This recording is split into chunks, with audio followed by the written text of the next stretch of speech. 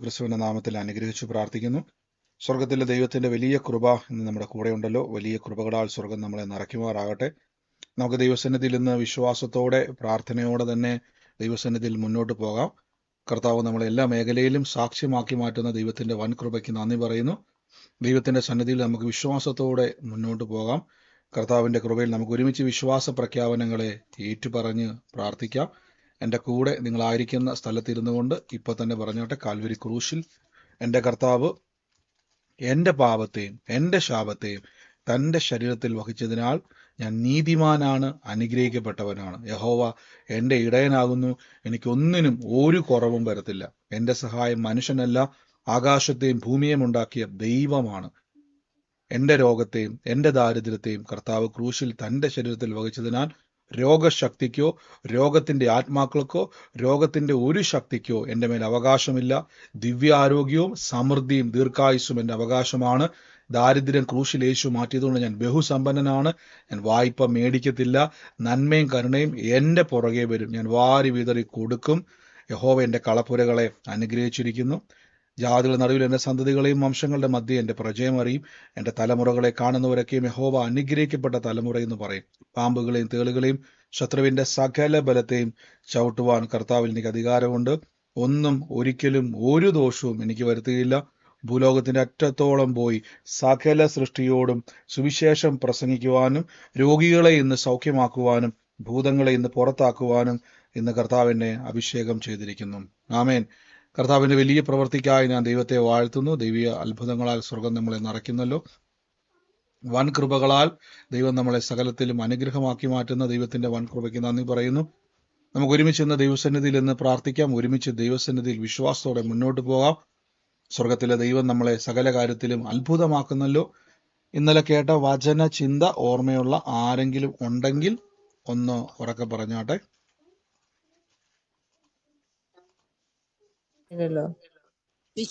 വചനം നിങ്ങളുടെ അവസ്ഥകളെ മാറ്റും. വചനം പറയുമ്പോൾ വിശ്വാസം വർദ്ധിക്കും. നമ്മുടെ വചനം നിങ്ങളുടെ അവസ്ഥകളെ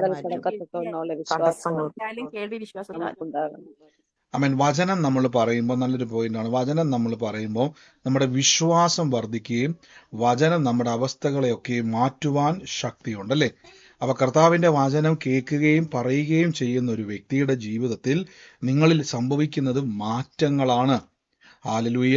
അപ്പോൾ നിങ്ങൾ പറയണം, ബ്രദറെ, രാവിലെ മുതൽ വൈകുന്നേരം വരെ ടി വിയിൽ വചനം കേട്ടത് കൊണ്ട് കാര്യമില്ല, വചനം പറയുന്നത് കൊണ്ടാണ് കാര്യം. ഒന്നുകൂടെ ഞാൻ പറയാം, കേട്ടത് പറയണം. ഒന്നുകൂടെ പറയാം, പൗലോസ്ലീഹ പറഞ്ഞു, ഞാൻ വിശ്വാസത്തിന്റെ അതേ ആത്മാവ് എനിക്കുള്ളതുകൊണ്ട് ഞാൻ വിശ്വസിക്കുന്നു, അതുകൊണ്ട് ഞാൻ സംസാരിക്കുന്നു. അപ്പൊ കേട്ടത് എനിക്ക് വിശ്വാസമായി മാറിയെങ്കിൽ പറഞ്ഞത് എൻ്റെ ജീവിതത്തിൽ അത്ഭുതമായി മാറുന്നു. ആമേൻ. കർത്താവ് നമ്മളെ സഹായിക്കട്ടെ. ഇന്നത്തെ അനുഗ്രഹത്തിനായിട്ട് നമുക്ക് മറ്റൊരു ചിന്തയിലേക്ക് ഇന്നും പ്രവേശിക്കാം. ഇന്നത്തെ എബ്രായർക്ക് എഴുതിയ ലേഖനമാണ് തുടർച്ചയായിട്ട് നമ്മൾ കേട്ടുകൊണ്ട് വരുന്നത്. അതേ എബ്രായർക്ക് എഴുതിയ ലേഖനത്തിന്റെ അകത്തുനിന്ന് തന്നെ ഒന്ന് രണ്ട് ചിന്തകൾ നിങ്ങളുമായിട്ട് ഷെയർ ചെയ്യുവാൻ പിന്നെ ഞാൻ ആഗ്രഹിക്കുന്നു. എബ്രായ ലേഖനത്തിന്റെ അകത്ത് തന്നെ ഇന്നലെ 12-ാം അധ്യായത്തിന്റെ അതിന്റെ 24-ാമത്തെ വാക്യം, എബ്രായ ലേഖനം 12-ാം അധ്യായത്തിന്റെ 24-ാമത്തെ വാക്യം, അവിടെ ഇങ്ങനെയാണ് കൊടുത്തിരിക്കുന്നത്. വിശ്വാസത്തിന്റെ അല്ലെങ്കിൽ ഒരു വിശ്വാസിയുടെ ജീവിതത്തിൽ എബ്രായർക്ക് എഴുതിയ ലേഖനം എന്ന് പറഞ്ഞു കഴിഞ്ഞാൽ ആ കാലഘട്ടത്തിൽ വിശ്വാസത്തിൽ വന്ന ജനം അവർ പിന്മാറിപ്പോയെന്ന് പറഞ്ഞാൽ ആ കാലഘട്ടത്തിൽ വലിയ കൺഫ്യൂഷനുകൾ അവരുടെ ഇടയിൽ ഉണ്ടായി. യഹൂദന്മാരുടെ ഇടയിൽ തന്നെ യേശു തന്നെയാണോ രക്ഷകൻ എന്നുള്ളൊരു കൺഫ്യൂഷനും വലിയ ഡിബേറ്റുകളും നടന്നു. അവർ പിന്നീട് ആ ജനം യെരുശലേം ദേവാലയത്തിലേക്ക് മടങ്ങിപ്പോകുവാൻ ഒരു യഹൂദന്മാരായി യേശുവിലേക്ക് വന്ന ജനം പിന്നീട് അവർ എന്ത് ചെയ്തു? അവർ മടങ്ങി യേശുവിൽ നിന്നും മാറി അവർ എന്ത് ചെയ്തു? യെരുശലേം ദേവാലയത്തിലും പഴയ നിയമത്തിലെ ആ രീതികളിലേക്ക് അറക്കാനും അല്ലെങ്കിൽ യാഗങ്ങൾ അർപ്പിക്കുവാനും കൽപ്പനകൾ അനുസരിക്കുവാനും ആ വഴിയിലേക്ക് അവർ മടങ്ങിപ്പോയപ്പോൾ അവരോട് അപ്പോസ്തലനായ പൗലോസ്ലീഹയാണ് എഴുതപ്പെട്ടതെന്ന് പറയുന്നു. എങ്കിലും ചിലർ പറയുന്നല്ല, ഇനി പൗലോസ് അല്ലെങ്കിലും പത്രോസ് അല്ലെങ്കിലും ആരല്ലെങ്കിലും അവിടെ വചനം അവിടെ വ്യക്തമായി തന്നെ എഴുതിയ അപ്പോസ്തലനിലൂടെ പരിശുദ്ധാത്മാവ് അവിടെ ഇടപെട്ടിട്ടുണ്ട്. അവിടെ ഇങ്ങനെയാണ് അവിടെ പറഞ്ഞിരിക്കുന്നത്: പുതിയ നിയമത്തിന്റെ മധ്യസ്ഥനായ യേശുവും ആബേലിന്റെ രക്തത്താൽ ഗുണകരമായി സംസാരിക്കുന്ന പുണ്യാക രക്തത്തിനും അടുക്കലത്രേ നിങ്ങൾ വന്നിരിക്കുന്നത്. രണ്ട് കാര്യമാണ് പറഞ്ഞിരിക്കുന്നത്. ഒന്ന്, പുതിയ നിയമത്തിനൊരു മധ്യസ്ഥനുണ്ട്. രണ്ടാമത് ആബേലിന്റെ രക്തത്തെക്കാൾ ഗുണകരമായി. എന്തുകൊണ്ട് ആ വാക്ക് അവിടെ പറയാൻ കാരണം എന്നറിയാവോ? ആബേലിന്റെ രക്തം ഗുണത്തിനല്ല സംസാരിക്കുന്നത്. നമുക്കറിയാം ആബേൽ എന്ന് പറയുന്നത് ഉൽപ്പത്തി പുസ്തകത്തിൽ ആദത്തിന്റെ 2 തലമുറകളിൽ ഒരാളായിരുന്നു, അല്ലെ? കയീനും ആബേലും. കയീൻ എന്ത് ചെയ്തു? ആബേലിനെ കൊന്നതിന് ശേഷം അവന്റെ രക്തം ദൈവത്തോട് നിലവിളിക്കുകയാണ് പ്രതികാരത്തിന് വേണ്ടി. തന്റെ സഹോദരൻ തന്നെ എന്ത് ചെയ്തു? കൊന്നുകളഞ്ഞു. ആ രക്തം എന്ത് ചെയ്യുവാണ്? സംസാരിക്കുവാണ് ദൈവത്തോട്, എന്നെ രക്ഷിക്കണം, നിലവിളിച്ചുകൊണ്ടിരിക്കുന്നു. എന്നാൽ യേശുക്രിസ്തുവിന്റെ രക്തം നിലവിളിക്കുകയല്ല, പകരം എനിക്ക് വേണ്ടി സംസാരിക്കുന്ന പുണ്യാക രക്തം. അപ്പൊ യേശുവിന്റെ രക്തം ഒരു പ്രത്യേകതയുണ്ട്, എനിക്ക് വേണ്ടി സംസാരിക്കുക. ഇപ്പൊ എന്താണ് ഈ സംസാരിക്കുക എന്നുള്ളത് നമ്മളിന്ന് കേൾക്കാൻ വേണ്ടി പോവാണ്. രക്ഷിക്കപ്പെടുക, സ്നാനപ്പെടുക എന്നൊക്കെ നിങ്ങൾ പറയുന്നതിൻ്റെ അകത്ത് വലിയ അർത്ഥമുണ്ട്. ഇപ്പൊ നിങ്ങൾക്ക് അറിയത്തില്ല. യേശുക്രിസ്തുവിന്റെ 2ാമത്തെ വരവിൽ യേശുക്രിസ്തു വീണ്ടും ഭൂമിയിലേക്ക് വരുന്ന സമയത്ത്, ഇപ്പൊ നമ്മൾ സൂമിലൊക്കെ കൂടി പയ്യെ വീടിന്റെ അകത്തിരുന്നുകൊണ്ട് ഏതെങ്കിലുമൊക്കെ ഒരു സമയം അടുക്കളയിലെ പണിയൊക്കെ ഒതുക്കി പ്രാർത്ഥനയ്ക്ക് ഇരിക്കുന്നു. വല്ലപ്പോഴും ബ്രദർ പ്രാർത്ഥന വെക്കുമ്പോൾ നാട്ടിൽ വന്ന് കൂടുന്നു. ഏതെങ്കിലുമൊക്കെ ഇടയിലൊക്കെ പോയി നിങ്ങൾ ഒളിച്ചും പാത്തുമൊക്കെ പ്രാർത്ഥനയ്ക്ക് കൂടുന്നു. പക്ഷെ യേശു വരുന്ന സമയത്ത് രക്ഷിക്കപ്പെട്ട് സ്നാനപ്പെട്ട് സഭയെന്ന് പറഞ്ഞാൽ നമ്മൾ നിർമ്മിച്ചിരിക്കുന്ന ഏതെങ്കിലും പള്ളി കൂടുന്നവരെയല്ല, കർത്താവിന്റെ ശരീരത്തോട് ചേർന്നവരെ ചേർക്കാൻ വേണ്ടി വരുമ്പോൾ, ആ സമയത്ത് നിങ്ങൾക്ക് പോകണമെങ്കിൽ, ഈ ലോകത്തിലെ ജീവിതത്തിൽ നിന്നും കർത്താവിന്റെ കൂടെയുള്ള നിത്യവാസത്തിലേക്ക് പോകണമെങ്കിൽ നമുക്ക് എന്ത് ചെയ്യണം? ഈ രക്തത്തെ പറ്റി പഠിക്കണം. എന്താണ് ഈ രക്തമെന്ന് ചോദിച്ചു കഴിഞ്ഞാൽ, യേശുക്രിസ്തു പറയുന്നൊരു വാക്കുണ്ട് സുവിശേഷത്തിൽ. കർത്താവിന്റെ കർത്തൃമേശ ശുശ്രൂഷയിൽ നമുക്കവിടെ കാണാൻ പറ്റും. കർത്താവായ യേശുക്രിസ്തു പെസഹായുടെ അന്ന് അപ്പമെടുത്ത് വാഴ്ത്തി സ്തോത്രം ചൊല്ലി നുറുക്കിയിട്ട് ഇങ്ങനെ പറഞ്ഞു, ഇത് നിങ്ങൾക്ക് വേണ്ടിയുള്ള എൻ്റെ ശരീരമാകുന്നു. അതിനുശേഷം ഇങ്ങനെ പറഞ്ഞേക്കുന്ന ആവണം തന്നെ കർത്താവ് അത്താഴം കഴിഞ്ഞ ശേഷം അവൻ പാനപാത്രം എടുത്തിട്ട് പറഞ്ഞു, ഇത് എൻ്റെ രക്തത്തിൽ പുതിയ നിയമം. അപ്പൊ യേശുവിന്റെ രക്തം, എനിക്ക് വേണ്ടി സംസാരിക്കുന്ന രക്തത്തിന്റെ പ്രത്യേകത, ഇത് പുതിയ നിയമം സ്ഥാപിച്ചിരിക്കുന്ന രക്തമാണ്. അപ്പൊ ഇത് നിങ്ങൾക്ക് മനസ്സിലാകണമെങ്കിൽ നേരെ പഴയ നിയമത്തിലേക്ക് പോകണം. പുറപ്പാട് പുസ്തകത്തിൽ അവിടെ കാണാൻ പറ്റും. പഴയ നിയമത്തിൽ ആദ്യത്തെ കൽപ്പന, ന്യായപ്രമാണമാകുന്ന അല്ലെങ്കിൽ 10 കൽപ്പനകളും ഉപകൽപ്പനകളും എല്ലാം മോശ മുഖാന്തരം ദൈവം ജനത്തോട് പറഞ്ഞു കൊടുത്തു. നിങ്ങൾക്കറിയാം, പഴയ നിയമമൊക്കെ വായിക്കുന്ന സമയത്ത് ഒത്തിരി നിയമമുണ്ടല്ലേ? ഒത്തിരി നിയമങ്ങൾ അവിടെയുണ്ട്. ആ നിയമം എന്ന് പറഞ്ഞാൽ രാജാക്കന്മാരുടെ നിയമമുണ്ട്, വിശ്വാസികളുടെ നിയമമുണ്ട്, പുരോഹിതന്റെ നിയമമുണ്ട്, യാഗങ്ങളെപ്പറ്റി നിയമമുണ്ട്, കൽപ്പനകൾ 10 ഉണ്ട്. അങ്ങനെ ഒത്തിരി കൽപ്പനകളും ഉപകൽപ്പനകളും എല്ലാം ചേർന്ന് ആവർത്തന പുസ്തകം 28-ാം അധ്യായത്തിൽ പറഞ്ഞിരിക്കുന്നു, ഇതൊക്കെയും കേട്ട് അനുസരിച്ചാൽ ദൈവം നിന്നെ അനുഗ്രഹിക്കുമെന്ന് പറഞ്ഞു. അപ്പൊ ഇത് മോശ ജനത്തെ മുഴുവനും വായിച്ചു കേൾപ്പിച്ചു. ഈ കൽപ്പനകൾ മുഴുവൻ ജനത്തെ മുഴുവൻ വായിച്ചു കേൾപ്പിച്ചിട്ട് എന്ത് ചെയ്തു? ഇവിടെ എന്താ സംഭവിച്ചിരിക്കുന്നത് വെച്ച് കഴിഞ്ഞാൽ അവരോട് പറഞ്ഞു, ഇത് നിങ്ങൾക്ക് അനുസരിക്കാൻ പറ്റുമെന്ന് വെച്ചു. അപ്പൊ അവർ പറഞ്ഞു, ഈസി ആയിട്ട് ഞങ്ങൾക്ക് എന്ത് ചെയ്യാൻ പറ്റും?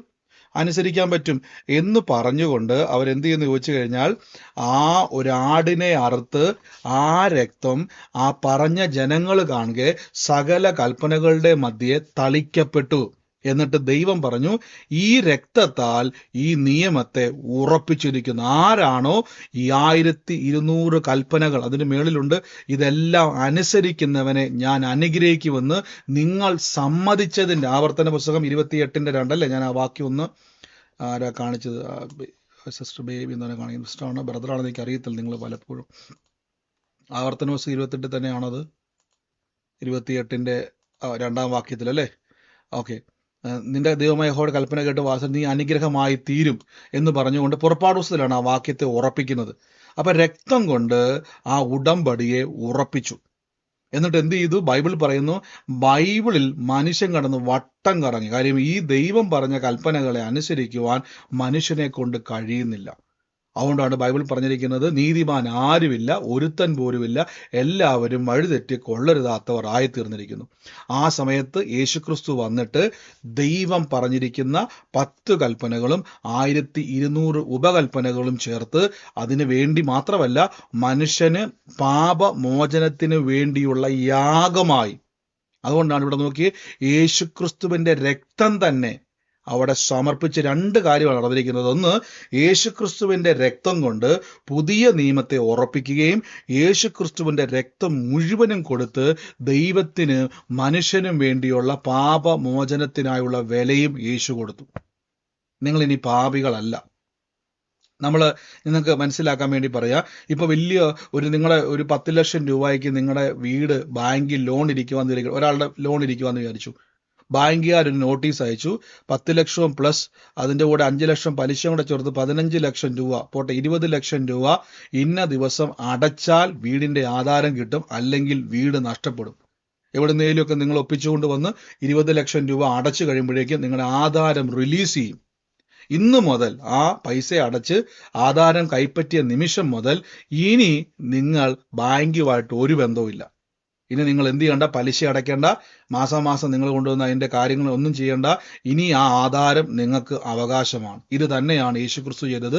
സ്വർഗത്തിലെ ദൈവം പാപത്തിൽ ജീവിക്കുന്ന എനിക്കും നിങ്ങളെയും രക്ഷിക്കുവാൻ വേണ്ടി 1200 കൽപ്പനകൾ ചേർത്തുള്ള 10 കൽപ്പനകൾ കൊടുത്തുവെങ്കിൽ അതിൽ നിന്നും മനുഷ്യന് സ്വന്തമായി അതിനെ ജയിക്കാൻ കഴിയാത്തത് കൊണ്ട് ദൈവമായ യേശുക്രിസ്തു ഭൂമിയിലേക്ക് ഇറങ്ങി വന്ന് നമുക്ക് വേണ്ടി മുഴുവൻ കൽപ്പനകളെയും അനുസരിച്ച്, അതായത് ദൈവം പറഞ്ഞ മുഴുവൻ വിലയും കൊടുത്തു. മറുവില മുഴുവൻ വിലയും കൊടുത്തിട്ട് നിങ്ങളെയും എന്നെയും പാപത്തിൽ നിന്നും വിലയ്ക്ക് വാങ്ങി.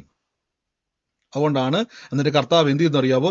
യേശുവിന്റെ രക്തം കൊണ്ട് പുതിയൊരു നിയമം സ്ഥാപിച്ചു. അതിന്റെ പേരാണ് വിശ്വാസത്തിന്റെ നിയമം. ഇതിന്റെ ഒരു പ്രത്യേകത എന്ന് പറഞ്ഞു കഴിഞ്ഞാൽ, ഇവിടെ നിങ്ങൾ വന്നിട്ട് കൽപ്പനകൾ അനുസരിക്കേണ്ട. അപ്പൊ രക്ഷപ്പെട്ടല്ലോ, ഇനി മുതൽ ബ്രദറെ ഈസി ആണല്ലോ. കൽപ്പനകൾ അനുസരിക്കേണ്ട, പകരം എന്ത് ചെയ്താൽ മതി എന്നറിയാവോ? യേശുവിനെ ആശ്രയിച്ചാൽ മതി. അതിന്റെ അർത്ഥം കൊല ചെയ്യരുതെന്നും, കൊല ചെയ്യാമെന്നും, വ്യഭിചാരം ചെയ്യാമെന്നും, മോഷ്ടിക്കാമെന്നും, പിടിച്ചു പറിക്കാമെന്നും അന്നും അല്ല അതിന്റെ അർത്ഥം. പകരം യേശു ക്രിസ്തുവിലുള്ള വിശ്വാസത്താൽ ജീവിക്കുക. പഴയ നിയമത്തിൽ അതില്ല. അനുഗ്രഹിക്കപ്പെടണമെങ്കിൽ എന്ത് ചെയ്യണം? കൽപ്പനകൾ കേട്ട് അനുസരിച്ച് പോകണം. പുതിയ നിയമത്തിലേക്ക് വരുമ്പോഴേക്ക് ഒറ്റ കാര്യമേ ഉള്ളൂ. കർത്താവായ യേശു ക്രിസ്തു കാൽവരി ക്രൂശിൽ എനിക്ക് വേണ്ടതെല്ലാം വില കൊടുത്തു. കർത്താവ് എന്നെ നടത്തുമെന്ന് പറയുമ്പോൾ പരിശുദ്ധയാത്മാവ് നിങ്ങളെ പാപം ചെയ്യാതെ നടത്തുന്നു. ആമേൻ. ഇനി നിങ്ങൾക്ക് ഞാൻ മറ്റൊരു വാക്യത്തിലേക്ക് വരാം. പുതിയ നിയമത്തിന്റെ മധ്യസ്ഥൻ. ഇനി ഈ വാക്ക് നോക്കിക്കോണേ. പുതിയ നിയമത്തിന്റെ മധ്യസ്ഥൻ. നമുക്ക് ഒത്തിരി മധ്യസ്ഥന്മാരില്ല കേട്ടോ. അത് നമ്മൾ പഠിച്ചതിന്റെ ഒരു പ്രശ്നമാണ്. നമ്മൾ പലപ്പോഴും പഠിച്ചേക്കുന്നത് ഒത്തിരി മധ്യസ്ഥന്മാർ നമുക്കുണ്ടെന്നാണ്. ഇല്ല, ബൈബിൾ പറയുന്നു പുതിയ നിയമത്തിന്റെ മധ്യസ്ഥൻ യേശുവേ ഉള്ളൂ. എന്തുകൊണ്ടാണ് യേശു മധ്യസ്ഥനായത്? ഞാൻ രക്തത്തിലേക്ക് വരാം. ഇവിടെ നിങ്ങൾ നോക്കിയേ, ഇത് നിങ്ങൾ മനസ്സിലാക്കിയാൽ നിങ്ങളുടെ പ്രാർത്ഥനയുടെ മേൽ വലിയ ദൈവശക്തിയുടെ വ്യാപാരം ഉണ്ടാകുന്നത് കാണാൻ വേണ്ടി പറ്റും. ഇവിടെ നോക്കിയേ, ദൈവം ഒരുവനല്ലോ, ദൈവത്തിനും മനുഷ്യനും മധ്യത്തിൽ ഒരേ ഒരു മധ്യസ്ഥൻ. ഞാനൊരു ചോദ്യം ചോദിക്കുവാണ് ഈ വാക്യം വെച്ച്, എന്തുകൊണ്ടാണ് ഒത്തിരി മധ്യസ്ഥന്മാർ ഈ വരാത്തത്? ഈ വചനപ്രകാരം ഒന്ന് പറഞ്ഞ്, എന്തുകൊണ്ടാണ് ഒത്തിരി മധ്യസ്ഥന്മാർ വരാത്തത്? ഈ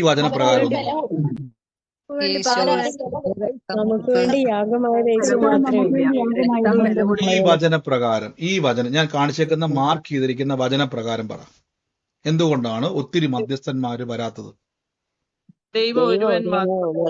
അത്രയും ഒറ്റ ഉത്തരം ദൈവം ഒരുവനേ ഉള്ളൂ.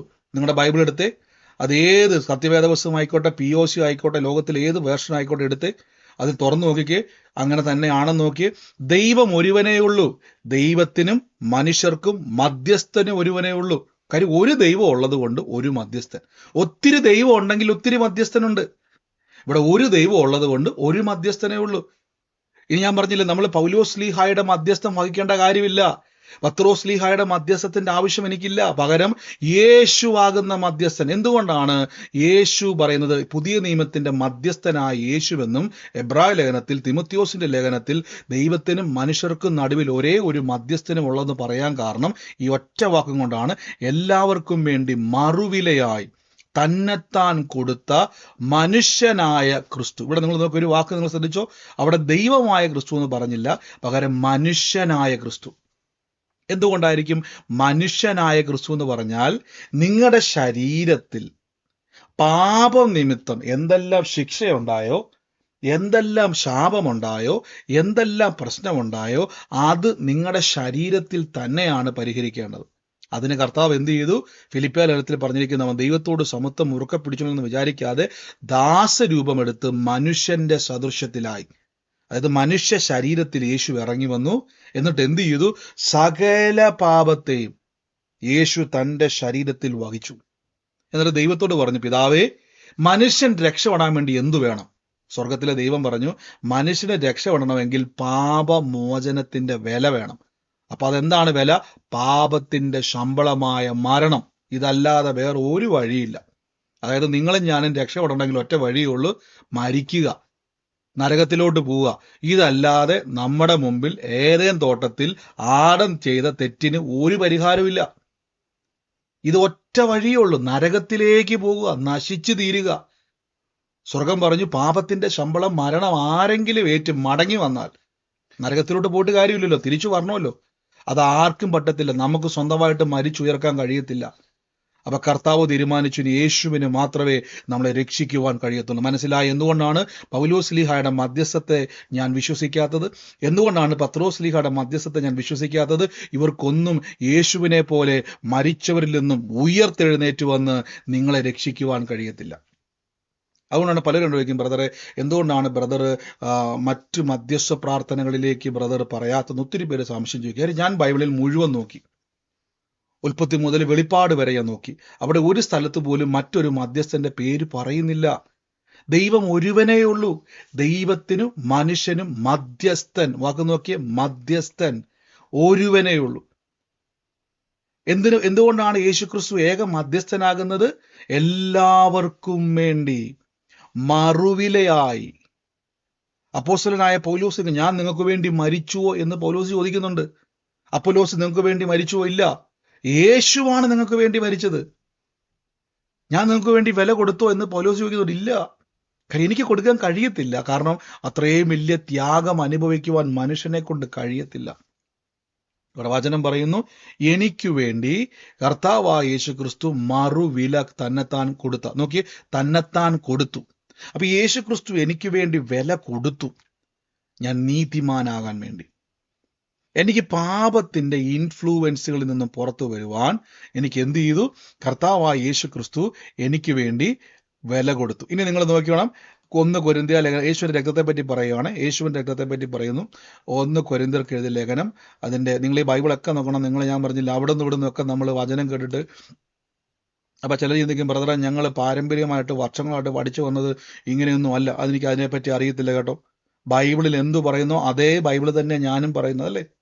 അതേ ബൈബിൾ തന്നെ നമ്മളും വായിക്കുന്നത്. അല്ലെങ്കിൽ നിങ്ങൾ പറയാം, ബ്രദർ ഏതെങ്കിലും ഒരു ബൈബിളാണ് കൊണ്ടിരുന്നതെങ്കിൽ ഓക്കെ.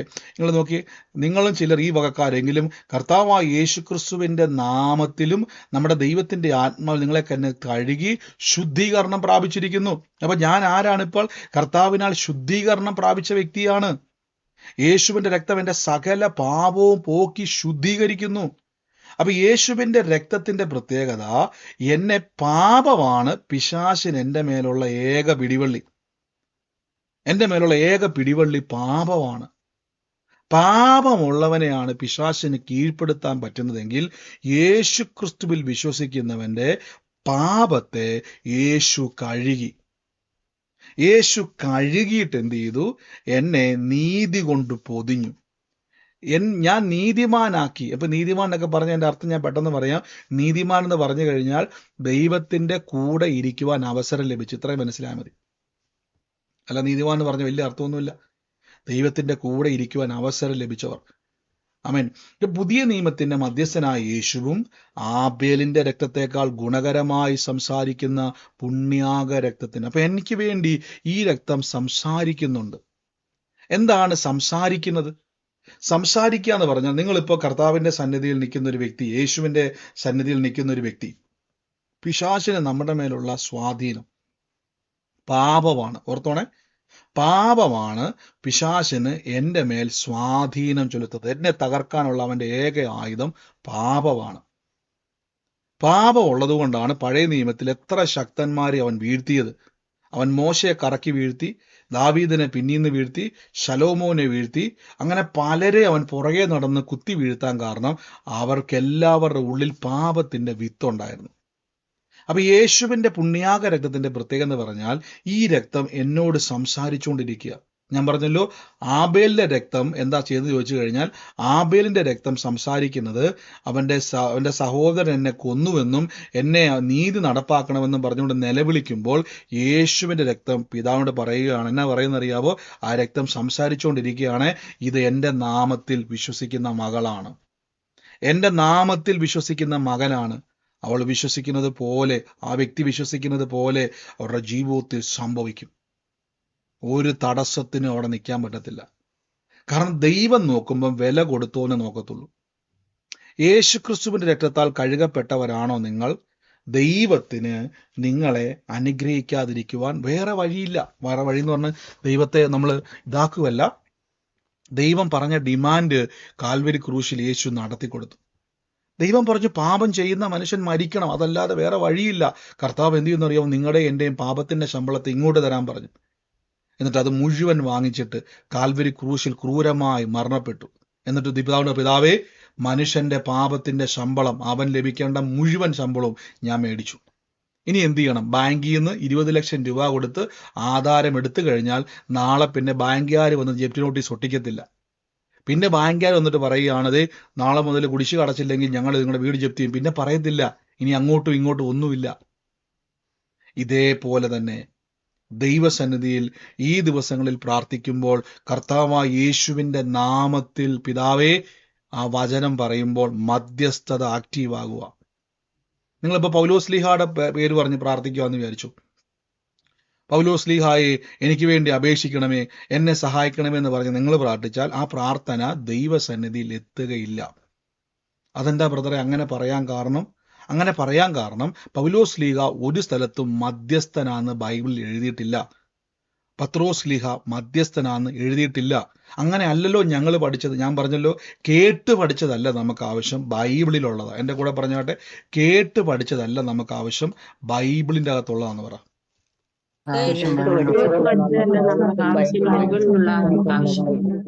ഞാൻ പറയേ,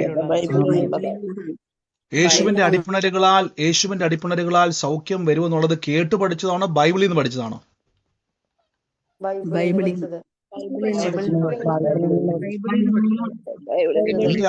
എന്റെ അവസ്ഥകൾ മാറുമെന്നുള്ളത് ഞാൻ കേട്ട് പഠിച്ചതാണോ ബൈബിളിൽ നിന്ന് പഠിച്ചതാണോ? ഞാൻ മരിക്കുകയില്ല, ജീവനോടെ ഇരുന്ന് യഹോവയുടെ പ്രവർത്തികളെ വർണ്ണിക്കുമെന്ന് ഞാൻ കേട്ട് പഠിച്ചതാണോ ബൈബിളിൽ നിന്ന് പഠിച്ചതാണോ? ആമേൻ. അങ്ങനെയെങ്കിൽ വചനമാണ് എന്റെ അടിസ്ഥാനം. വചനമാണ് എന്റെ അടിസ്ഥാനം. അല്ലാത്തതൊന്നും ദൈവത്തിൽ നിന്ന് വരുന്നതല്ല. അല്ലാത്തതൊന്നും ദൈവത്തിൽ നിന്നുള്ളതല്ല. അനുഗ്രഹം കിട്ടിയേക്കാം, അത്ഭുതം നടന്നേക്കാം. അപ്പൊ ഇതെന്തോ ബ്രദറെ എന്ന് ചോദിച്ചു കഴിഞ്ഞാൽ, വചനപ്രകാരം ഉണ്ടാകാത്ത അത്ഭുതം ഒന്നും ബൈബിൾ അടിസ്ഥാനത്തിൽ നിന്നല്ല, ദൈവത്തിൽ നിന്ന് വരുന്നതല്ല.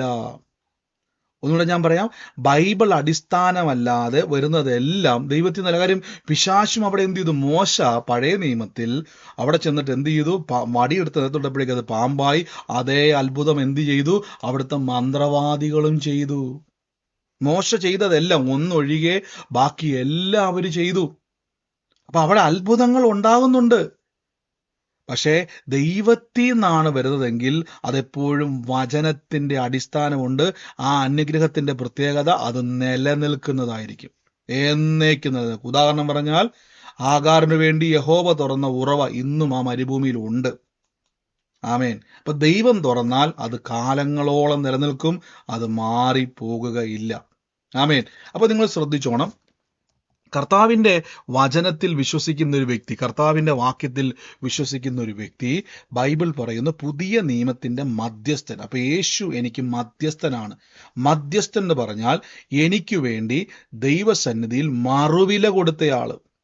അതായത് അതുകൊണ്ടാണ് യേശു പറഞ്ഞത്, നിങ്ങൾ പ്രാർത്ഥിക്കുമ്പോൾ എൻ്റെ നാമത്തിൽ, ആ വാക്യം ഒന്ന് എടുക്കാവോ?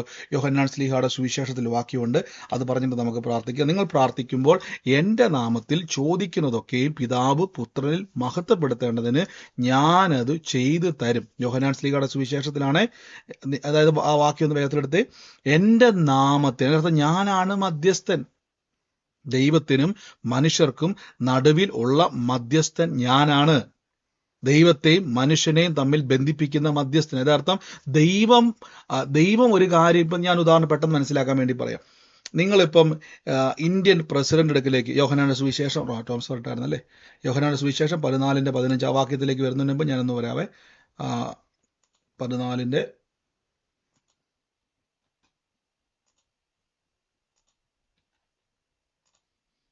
യോഹന്നാൻ 14:15.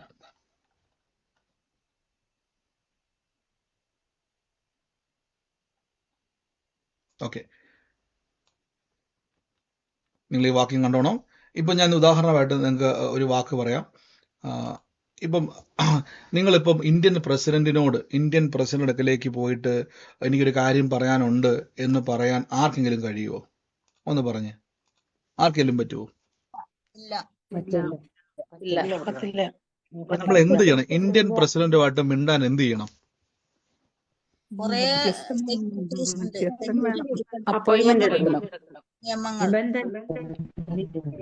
ഒത്തിരി നിയമങ്ങളുടെ ഫോർമാലിറ്റി ഉണ്ടല്ലേ?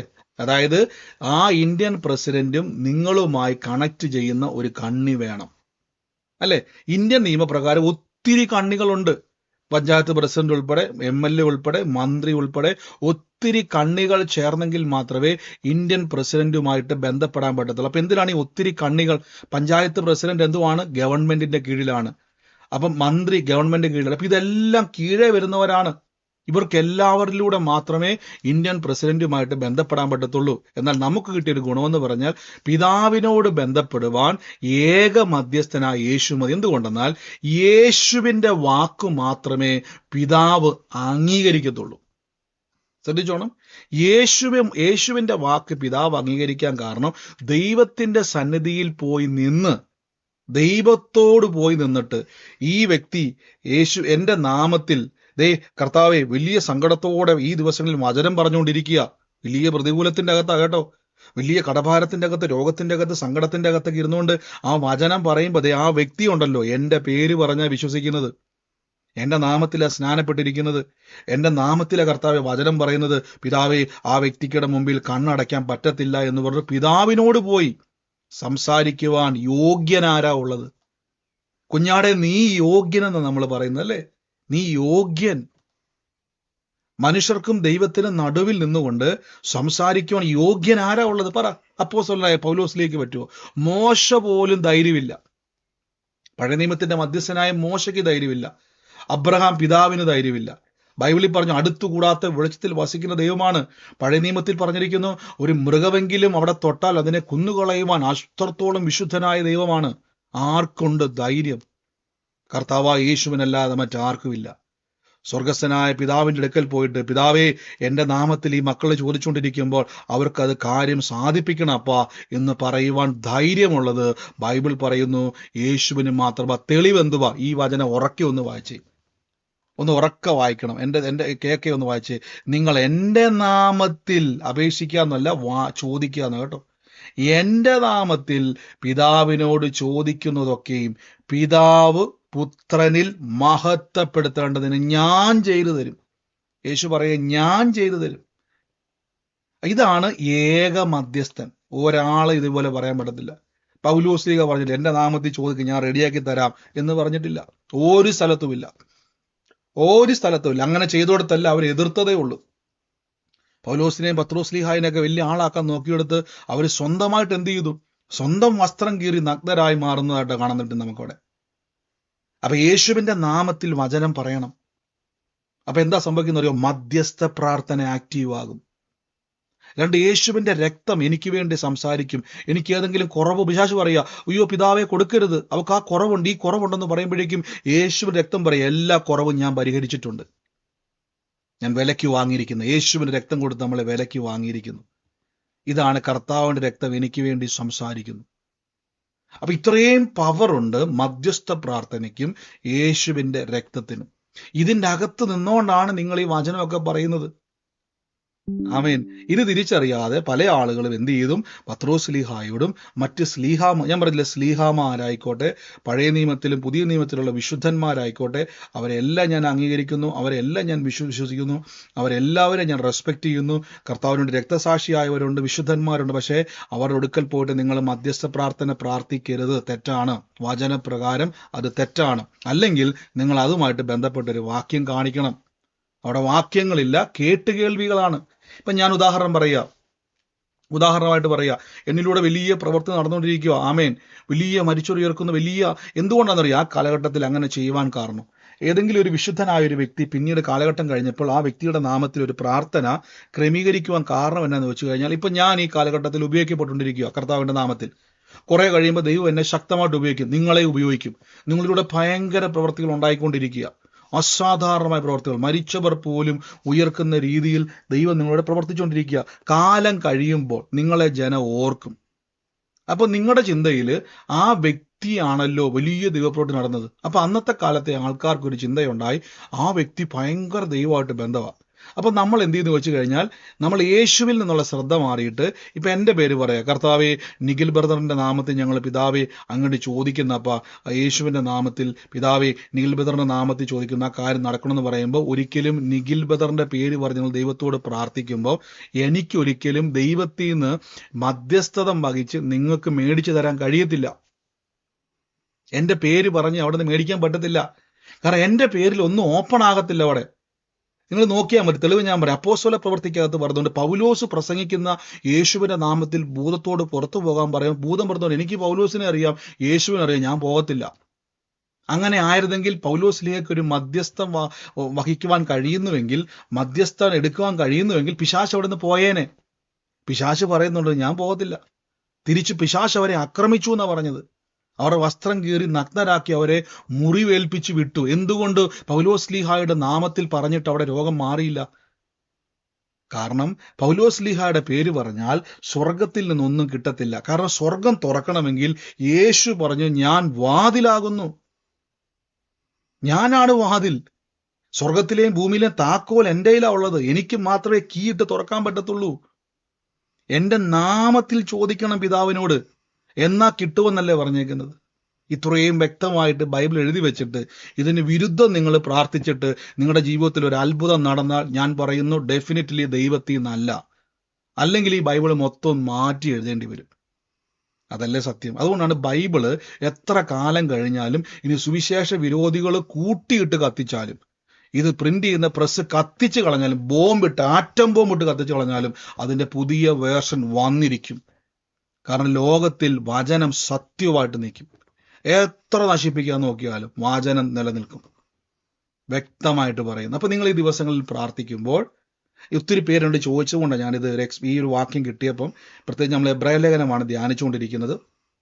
അതുമായിട്ട് ബന്ധപ്പെട്ട് വന്നപ്പോൾ ഈ ഓരോരുത്തരോട് മറുപടി പറയുന്നതിനേക്കാൾ എനിക്കിഷ്ടം ഇങ്ങനെ പറയുവാണെങ്കിൽ എല്ലാവർക്കും മനസ്സിലാവും. അപ്പൊ ഇനി മുതൽ മധ്യസ്ഥ പ്രാർത്ഥനയൊക്കെ പ്രാർത്ഥിക്കുന്നവര് നിങ്ങൾ ഏക മധ്യസ്ഥനായ യേശുവിന്റെ നാമത്തിലേ പ്രാർത്ഥിക്കാവുള്ളൂ. മറ്റേതൊന്നും അല്ല. നിങ്ങൾ ബൈബിളിൽ നിന്ന് തെളിവുതാ. അങ്ങനെ ഒരു മധ്യസ്ഥ പ്രാർത്ഥനയിൽ അത്ഭുതം നടന്നു എന്ന് ബൈബിളിൽ തെളിയിക്കുന്ന രീതിയിൽ അപ്പോസ്തലന്മാരുടെ കാലഘട്ടത്തിലോ എവിടുന്നെങ്കിലും നിങ്ങളൊരു തെളിവ് നിങ്ങൾ കാണിച്ചാൽ ബൈബിളിൽ എന്ത് ചെയ്യാം. അപ്പം നമ്മൾ എപ്പോഴും ഓർത്തോണം, ബൈബിള് എനിക്കെപ്പോഴും ഒരടിസ്ഥാനമാണ്. ബൈബിൾ എപ്പോഴും അടിസ്ഥാനമാണ്. അപ്പോസ്തലന്മാർ പോലും പഠിപ്പിച്ചത് അവർക്ക് പോലും യേശുവിൻ്റെ നാമത്തിൽ മാത്രമേ എന്ത് ചെയ്യാൻ കഴിയത്തുള്ളൂ, അവർക്ക് ദൈവത്തോട് അപേക്ഷിക്കുവാൻ കഴിയത്തുള്ളൂ, യേശുവിലൂടെ അല്ലാതെ. അതുകൊണ്ടാണ് യേശു പറഞ്ഞത് ഞാനാണ് വാതിൽ, എന്നിലൂടെ അല്ലാതെ ആർക്കും പിതാവിൻ്റെ സന്നിധിയിലേക്ക് ചെല്ലുവാൻ കഴിയുന്നതല്ല. നോക്കിക്കേ, ആർക്കും എന്ത് ചെയ്യാൻ പറ്റത്തില്ല, ചെയ്യുവാൻ കഴിയത്തില്ല. ഓക്കെ, സിസ്റ്റർ പറഞ്ഞ റീത്ത സൗകര്യ വാക്യം വിട്ടത് നല്ലൊരു വാക്യമാണ്.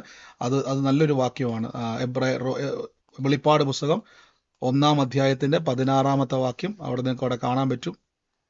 ഞാനിതെല്ലാം എന്തിനാ പറയുന്നത് അറിയാമോ? ഈ ദിവസങ്ങളിൽ ശക്തിപ്പെടണം. അതും ഇതും കേട്ട് നിങ്ങൾ അങ്ങനെ ഇങ്ങനെയും പ്രാർത്ഥിക്കാതെ ദൈവപ്രവൃത്തി ഉണ്ടാകാൻ വേണ്ടിയുള്ള പ്രാർത്ഥനയാണ് നിങ്ങൾ കേൾക്കേണ്ടത്. നോക്കി, ഇവിടെ 1-ന്റെ-18 വാക്യം യേശു പറയുകയാണ്, ഞാൻ മരിച്ചവനായിരുന്നു, എന്നാൽ ഇതാ എന്നേക്കും ജീവിക്കുന്നു, മരണത്തിന്റെയും പാതാളത്തിന്റെയും താക്കോൽ എൻ്റെ കൈവശമുണ്ട്. നോക്കിയേ, കർത്താവിന്റെ കയ്യിലൊരു കീ ഉണ്ട്. വീണ്ടും മത്തായിയുടെ സുവിശേഷത്തിൽ പറയുന്നുണ്ട്, സ്വർഗത്തിലെയും ഭൂമിയിലെയും സർവ്വ അധികാരം എൻ്റെ മേലുണ്ട്. അപ്പൊ ഇതെല്ലാം യേശുവിന്റെ കയ്യിലാണ് ഉള്ളത്. ഇത് മറ്റാർക്കും, വിശ്വസിക്കുന്നവർക്ക് കർത്താവ് കൊടുത്തു, പക്ഷെ യേശുവിലൂടെ അല്ലാതെ ഇത് തുറക്കാൻ കഴിയത്തില്ല. ഇപ്പൊ ഞാൻ പറഞ്ഞില്ലേ, ഞാൻ ഇവിടെ ഇരുന്നുകൊണ്ട് പ്രവചനം കർത്താവ് പറയുന്ന പോലെ ഞാൻ അങ്ങോട്ട് പ്രവചിക്കുക, നിങ്ങളോട് ഞാൻ പ്രവചന ആലോചന പറയുക. നിങ്ങൾ എന്നെ ഇപ്പൊ തട്ടിക്കൊണ്ട് ISSകാരോ മറ്റാരെങ്കിലും ഒക്കെ തീവ്രവാദികൾ എന്നെ തട്ടിക്കൊണ്ടുപോയി, അവര് പറയുക പ്രവചിക്കുക, അമേരിക്കയിൽ എന്നാ സംഭവിക്കാൻ പോകുന്നത്, ഇന്ത്യയിൽ എന്നാ സംഭവിക്കും, ഞങ്ങളിപ്പോൾ യുദ്ധം ജയിക്കുവോ എന്നോട് പ്രവചിക്കാൻ പറഞ്ഞാൽ ഇത് വർക്കാകത്തില്ല. കാരണം ഇതിന്റെ എല്ലാം കൺട്രോള് പരിശുദ്ധാത്മാവ, ഇതിനെല്ലാം നിയന്ത്രണം പരിശുദ്ധാത്മാവ. എനിക്ക് സ്വന്തമായിട്ട് കാണുന്നത് പോലെ പ്രവചിക്കുവാൻ കഴിയത്തില്ല. ഇനി അഥവാ ശ്രമിച്ചാലും പരിശുദ്ധാത്മാവിന്റെ കൺട്രോളിലൂടെ മാത്രമേ ഇത് പോകത്തുള്ളൂ. ആമേൻ. അപ്പൊ യേശു ക്രിസ്തുവിന്റെ നാമത്തിൽ പിതാവിനോട് ചോദിക്കുമ്പോൾ അവിടെ മധ്യസ്ഥ പ്രാർത്ഥന ആക്റ്റീവ് ആകുകയാണ്. അപ്പൊ ഏക മധ്യസ്ഥൻ. അപ്പൊ ഇനി മുതൽ പേടിക്കണ്ട കേട്ടോ. ഇനി മുതൽ നിങ്ങൾ ആരും പേടിക്കണ്ട. അയ്യോ ബ്രദർ, എനിക്ക് വേണ്ടി സംസാരിക്കാൻ ആരുമില്ലല്ലോ എന്ന് പറയരുത്. യേശു എനിക്ക് മധ്യസ്ഥനാണ്. അത് എവിടെയും പ്രയോഗിക്കാം. നിങ്ങളുടെ ജീവിതത്തിൽ ഏത് കാലഘട്ടത്തിൽ ഏത് അവസ്ഥയിലും മനുഷ്യനോടും ഏത് വ്യക്തിയോടും യേശുവാകുന്ന മധ്യസ്ഥൻ എനിക്കുണ്ട്. യേശുവാകുന്ന മീഡിയേറ്റർ എനിക്കുണ്ട്. കർത്താവ് എനിക്കൊരു ഇന്റർസെഷനായിട്ട് നിൽക്കുകയാണ്. ആ യേശുവാണ് എൻ്റെ മധ്യസ്ഥൻ. അപ്പൊ ഇതിൽ ബലപ്പെടണം, ഇതിൽ ശക്തിപ്പെടണം. അപ്പൊ ഈ ദിവസങ്ങളിൽ കർത്താവിന്റെ നാമത്തിൽ പ്രാർത്ഥിക്കണം.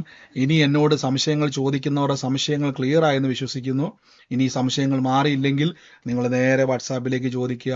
അപ്പൊ ഇനി മുതൽ നിങ്ങൾ മധ്യസ്ഥ പ്രാർത്ഥന ബ്രദർ അങ്ങനെയല്ല, ഞാൻ എന്ത് ചെയ്തു, ഞാൻ ഈ കഴിഞ്ഞ ദിവസവും കൂടെ വിശുദ്ധനായ ഞാൻ പറഞ്ഞില്ല വിശുദ്ധന്മാർ, നിങ്ങൾ ഇത് കേട്ട് കഴിയുമ്പോൾ പലരും ചിന്തിക്കും ഞാൻ വിശുദ്ധന്മാർക്കെല്ലാം ഇതിനെ ഒന്നുമല്ല. ഞാൻ എല്ലാ വിശുദ്ധന്മാരെയും അംഗീകരിക്കുന്നു, എല്ലാ വിശുദ്ധന്മാരെയും വിശ്വസിക്കുന്നു. പക്ഷെ വിശുദ്ധന്മാരോട് ഞാൻ അപേക്ഷിക്കാതെ അവർക്കൊന്നും ചെയ്യാൻ കഴിയത്തില്ല പ്രിയരെ, അവർക്കൊന്നും ചെയ്യാൻ കഴിയത്തില്ല. മൺമറഞ്ഞു പോയവർ ക്രിസ്തുവിൽ മറയപ്പെടുന്നു. ജീവനായ ക്രിസ്തു വെളിപ്പെടുമ്പോൾ അവരും കർത്താവിന്റെ കൂടെ വെളിപ്പെടും.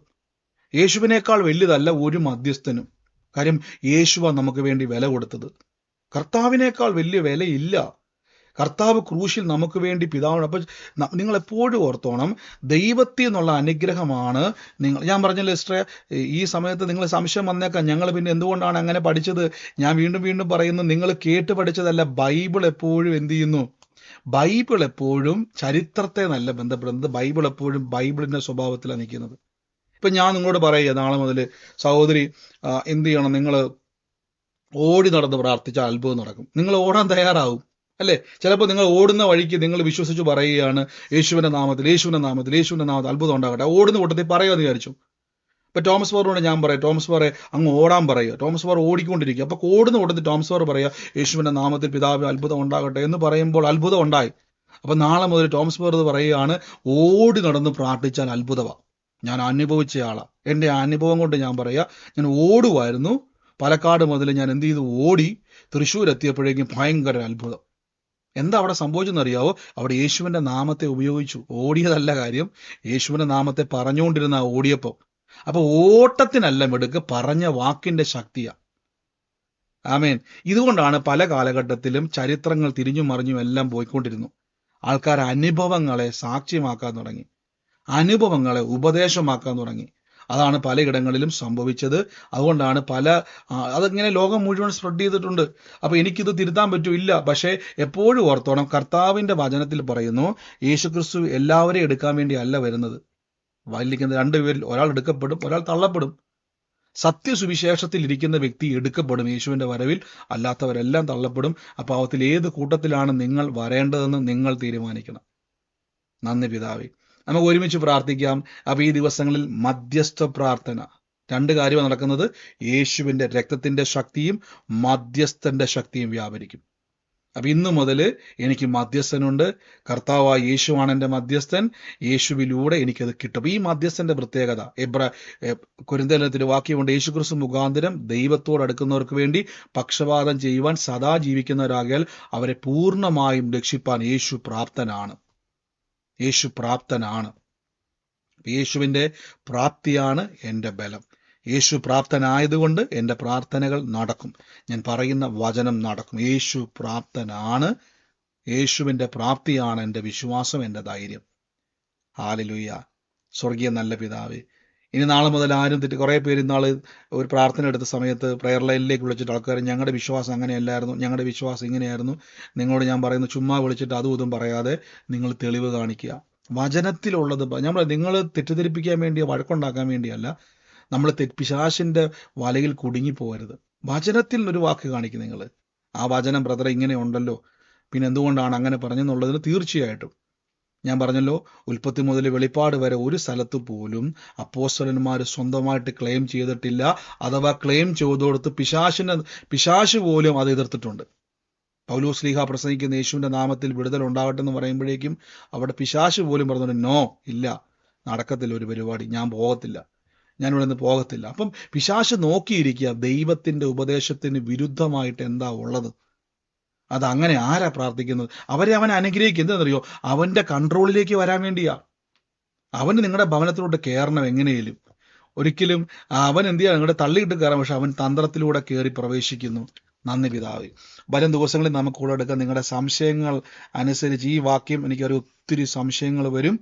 നിങ്ങൾ സംശയങ്ങൾ തന്നെ നിങ്ങൾ എന്ത് ചെയ്യുക, ഇപ്പം നിങ്ങൾ ഈ ദിവസങ്ങളിൽ നമ്മുടെ സംശയങ്ങൾ വരുന്നവർ, നിങ്ങൾ എന്തൊക്കെയാണ് നിങ്ങളുടെ സംശയം ഈ വചനത്തിലൂടെ വെച്ച് ക്ലിയർ ചെയ്യണം. നമ്മുടെ പ്രാർത്ഥനയിൽ പല കാര്യങ്ങൾ ക്ലിയർ ചെയ്യണം. അത് നിങ്ങൾ എന്ത് ചെയ്യണം, ഈ സംശയങ്ങൾ വരുന്നവർ നമ്മുടെ പ്രയർ ലൈനിലേക്ക് നിങ്ങൾ മെസ്സേജ് അയക്കുക. ആ സംശയങ്ങൾ എനിക്ക് ഫോർവേഡ് ചെയ്യുന്നതായിരിക്കും. അത് നമുക്ക് സംസാരിക്കാം. വചനം ചുമ്മാ പറയും അതേ അവരങ്ങനെ പറയുന്നു ഇവരങ്ങനെ പറയുന്നു എന്നല്ല. ഏതാണോ നിങ്ങൾക്ക് അവിടെ സംശയം വന്നത്, എവിടെയാണോ നിങ്ങൾക്ക് ഇപ്പം തോന്നലുള്ളത്, അതേ അയക്കാവുള്ളൂ. അല്ലാതെ ഞങ്ങൾ അങ്ങനെയല്ല പഠിച്ചത് ഇങ്ങനെയല്ല പഠിച്ചതെന്നുള്ളതല്ല. ബൈബിളിൽ അങ്ങനെ ഉണ്ടല്ലോ അത് ബ്രദറെ ഇങ്ങനെയാണെന്നുള്ള രീതിയിൽ മാത്രമേ അയക്കാവുള്ളൂ. ഊഹാപോഹങ്ങളല്ല വേണ്ടത്. ജയകരമായ ഒരു വിശ്വാസ ജീവിതമാണ് ആഗ്രഹിക്കുന്നതെങ്കിൽ കള്ളസുവിശേഷത്തിൽ നിന്ന് പുറത്തു വരിക, ദുരുപദേശങ്ങളിൽ നിന്ന് പുറത്തു വരിക, സത്യസുവിശേഷത്തിന്റെ വക്താക്കളാകുക. നന്ദി പിതാവേ. യേശുവിന്റെ അധികാരമുള്ള നാമത്തിൽ ഇന്ന് ബ്ലസ് ചെയ്ത് പ്രാർത്ഥിക്കുന്നപ്പം ബലപ്പെട്ടാട്ടെ, ശക്തിപ്പെട്ടാട്ടെ. ഈ ദിവസങ്ങളിൽ ഇന്ന് പരിശുദ്ധാത്മാവിന്റെ സന്നിധിയിൽ ഇന്ന് നിങ്ങളെല്ലാവരും ഒന്ന് ശക്തിപ്പെട്ടാട്ടെ. കർത്താവേ, ഇന്ന് അങ്ങയുടെ വലിയ മഹത്വം ആരും ആയിക്കോട്ടെ, ഞാൻ പറഞ്ഞല്ലോ ആരും ആയിക്കോട്ടെ, യേശുവാകുന്ന ഏക മധ്യസ്ഥനല്ലാതെ മറ്റൊരു മധ്യസ്ഥൻ ബൈബിളിലില്ല. ബൈബിളിൽ പ്രൊമോട്ട് ചെയ്തിട്ടില്ല. അപ്പോസ്തലന്മാരുടെ കാലഘട്ടത്തിലില്ല, വിശുദ്ധന്മാരുടെ കാലഘട്ടത്തിലില്ല, ബൈബിളിൽ എങ്ങുമില്ല. വെളിപ്പാട് വരെ യേശു മരിച്ചത് AD 30 AD 70 യെരുശലേം ദേവാലയം തകർക്കപ്പെടുന്നു. AD 90 പിന്നീട് വെളിപ്പാട് പുസ്തകം എഴുതപ്പെടുന്നു. ഇങ്ങനെ പല ചരിത്രത്തിൽ ഇത്രയും 40, 60, 50, 70 വർഷങ്ങളായിട്ട് ബൈബിളിൽ പലതവണ ഒരു സ്ഥലത്ത് പോലും അപ്പോസ്തലന്മാർ പറഞ്ഞിട്ടില്ല ഈ 40, 60, 80, 90 വർഷത്തിനിടയിൽ ഒരു സ്ഥലത്ത് പോലും യേശു അല്ലാതെ മറ്റൊരു മധ്യസ്ഥൻ ഉണ്ടെന്നോ ഞങ്ങളുടെ നാമത്തിൽ പിതാവിനോട് ചോദിക്കണമെന്നോ ഒരു സ്ഥലത്തും ബൈബിളിൽ ഈ 100 വർഷമായിട്ട് ആ ബൈബിൾ എഴുത ചരിത്രത്തിന്റെ അകത്തില്ലെങ്കിൽ ഇനി അങ്ങോട്ടുമില്ല, അങ്ങോട്ടും വരത്തുമില്ല. പിന്നെ വന്നിട്ടുണ്ടെങ്കിൽ പിശാചിന്റെ ചരിത്രങ്ങളാണ്, ദുരുപദേശങ്ങളാണ്, തെറ്റായ കാഴ്ചപ്പാടുകളാണ്. യേശുവിന്റെ നാമത്തിൽ ഞാൻ ആരെയും വിമർശിക്കാൻ വേണ്ടി പറഞ്ഞതല്ല. തെറ്റിദ്ധാരണകളിൽ നിന്ന് പുറത്തു വരണം. In the name of Jesus, യേശുവിന്റെ അധികാരമുള്ള നാമത്തിൽ നിന്ന് പ്രാർത്ഥിക്കുന്നപ്പ, പരിശുദ്ധാത്മാവിന്റെ വലിയ പ്രവൃത്തിക്കായി സ്തുതിക്കുന്നപ്പ. In the name of Jesus, യേശുവിന്റെ അധികാരമുള്ള നാമത്തിൽ ഇന്ന് അനുഗ്രഹിക്കുന്നപ്പ. ഈ സമയത്ത് രോഗികളായി ഭാരപ്പെടുന്നവരെല്ലാം കൈവച്ചിട്ട് പറ, എൻ്റെ യേശു ക്രിസ്തുവിന്റെ മുറിവ് എൻ്റെ സൗഖ്യം. എനിക്കൊരു മധ്യസ്ഥനുണ്ട്. ഞാൻ വേദനിച്ച് കരയുമ്പോൾ അപ്പാ ഞാൻ ഒറ്റയ്ക്കാണല്ലോ അപ്പോൾ ഇത് അനുഭവിക്കുന്ന പറയും. ഇല്ലില്ല, പിതാവിനോട് സംസാരിച്ചുകൊണ്ടിരിക്കുക. പിതാവേ, എൻ്റെ നാമത്തിൽ ആ മകള് ചോദിക്കുമ്പോൾ അപ്പാ സൗഖ്യം ആ മകളുടെ മേൽ വെളിപ്പെടാതിരിക്കാൻ കഴിയത്തില്ലപ്പാ. അതുകൊണ്ടാണ് പറഞ്ഞേക്കുന്നത് യേശു ക്രിസ്തു മുഖാന്തരം ദൈവത്തെടുക്കുന്നവർക്ക് വേണ്ടി അവൻ പക്ഷം ചേർന്ന് വാദിച്ചുകൊണ്ടിരിക്കുക. സ്വർഗത്തോട് കൊടുത്തേ പറ്റത്തുള്ളൂ, ലഭിച്ചേ പറ്റത്തുള്ളൂ, ലഭിച്ചേ പറ്റൂ. അതുകൊണ്ടാണ് വചനം പറഞ്ഞുകൊണ്ടിരിക്കുക, വിട്ടുകൊടുക്കരുത്, മുറുകെ പിടിക്കുക. യേശുക്രിസ്തുവിന്റെ സ്വീകാര്യം മുറുകെ പിടിക്കുക എന്ന് വെളി പറയാൻ കാരണം അതുകൊണ്ടാണ്. കർത്താവിനെ വിട്ടുകൊടുക്കരുത്. യേശുവിന്റെ നാമത്തെ മുറുകെ പിടിച്ചോണം. ആ നാമത്തിൽ നടക്കാത്ത ഒരു കാര്യവുമില്ല. മനുഷ്യർക്ക് അസാധ്യം, എന്നാൽ ദൈവത്തിന് സകലത സാധ്യം. കർത്താവ്, ഞങ്ങൾ ഇപ്പോൾ തന്നെ യേശുവിന്റെ നാമത്തിൽ ഏതെങ്കിലും ഭവനത്തിൽ പാരമ്പര്യമായിട്ട് നിൽക്കുന്ന ഏതെങ്കിലും ശക്തികളോ ദുരാത്മാക്കളോ ശാപങ്ങളോ ഉണ്ടെങ്കിൽ ആത്മാവിൽ ഞങ്ങൾ ഇപ്പോൾ തന്നെ അതിന് വെട്ടി മാറ്റുന്നപ്പ ഫ്രീ ആകട്ടെ. യേശുവിന്റെ നാമത്തിൽ അവരുടെ മേൽ സമാധാനം വ്യാപരിക്കട്ടെ, ദൈവിക സന്തോഷം നിറയട്ടെ, ദൈവിക വിടുതലുകൾ സംഭവിക്കട്ടെ, അത്ഭുത രോഗസൗഖ്യങ്ങൾ യേശുവിന്റെ അധികാരമുള്ള നാമത്തിൽ നിന്ന് പ്രാർത്ഥിക്കുന്നപ്പ. പരിശുദ്ധാത്മാവിന്റെ വലിയ പ്രവൃത്തി അവരുടെ മേൽ സംഭവിക്കുന്നല്ലോ. ദൈവാത്മാവിന്റെ വലിയ പ്രവൃത്തികളെ അവരുടെ മേൽ സംഭവിക്കുന്നല്ലോ. In the name of Jesus Christ, യേശുവിന്റെ അധികാരമുള്ള നാമത്തിൽ നിന്ന് ഞാൻ ബ്ലസ് ചെയ്യുന്നപ്പ. ദൈവത്തിന്റെ നന്മ അവരുടെ മേൽ തുറക്കുന്നല്ലോ, ദൈവത്തിന്റെ നന്മകളെ അവരുടെ മേൽ തുറക്കുന്നല്ലോ. In the name of Jesus Christ, യേശുവിന്റെ അധികാരമുള്ള നാമത്തിൽ നിന്ന് പ്രാർത്ഥിക്കുന്നപ്പ. വലിയ കൃപകളാൽ സ്വർഗം നിറയ്ക്കുന്നല്ലോ, വലിയ കൃപകളാൽ സ്വർഗം നിറയ്ക്കുന്നല്ലോ. In the name of Jesus Christ, in the name of Jesus Christ, യേശുവിന്റെ അധികാരമുള്ള നാമത്തിൽ അനുഗ്രഹിച്ചു എന്ന് പ്രാർത്ഥിക്കുന്നു.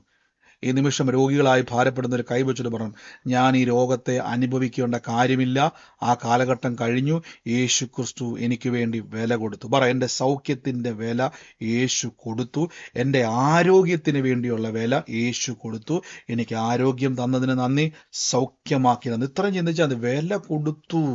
യേശു ക്രിസ്തു എനിക്ക് വേണ്ടി മറുവിലയായി തീർന്നു. കർത്താവെ, അങ്ങയുടെ തിരുമുറിവിനാൽ അത്ഭുത സൗഖ്യം വന്നിരിക്കുന്നല്ലോ. സമാധാനം ഉണ്ടാകട്ടെ. പിശാചിന്റെ സകല പ്രവൃത്തികളെയും അഴിക്കുവാനാണല്ലോ കർത്താവെ അങ്ങ് വന്നിരിക്കുന്നത്.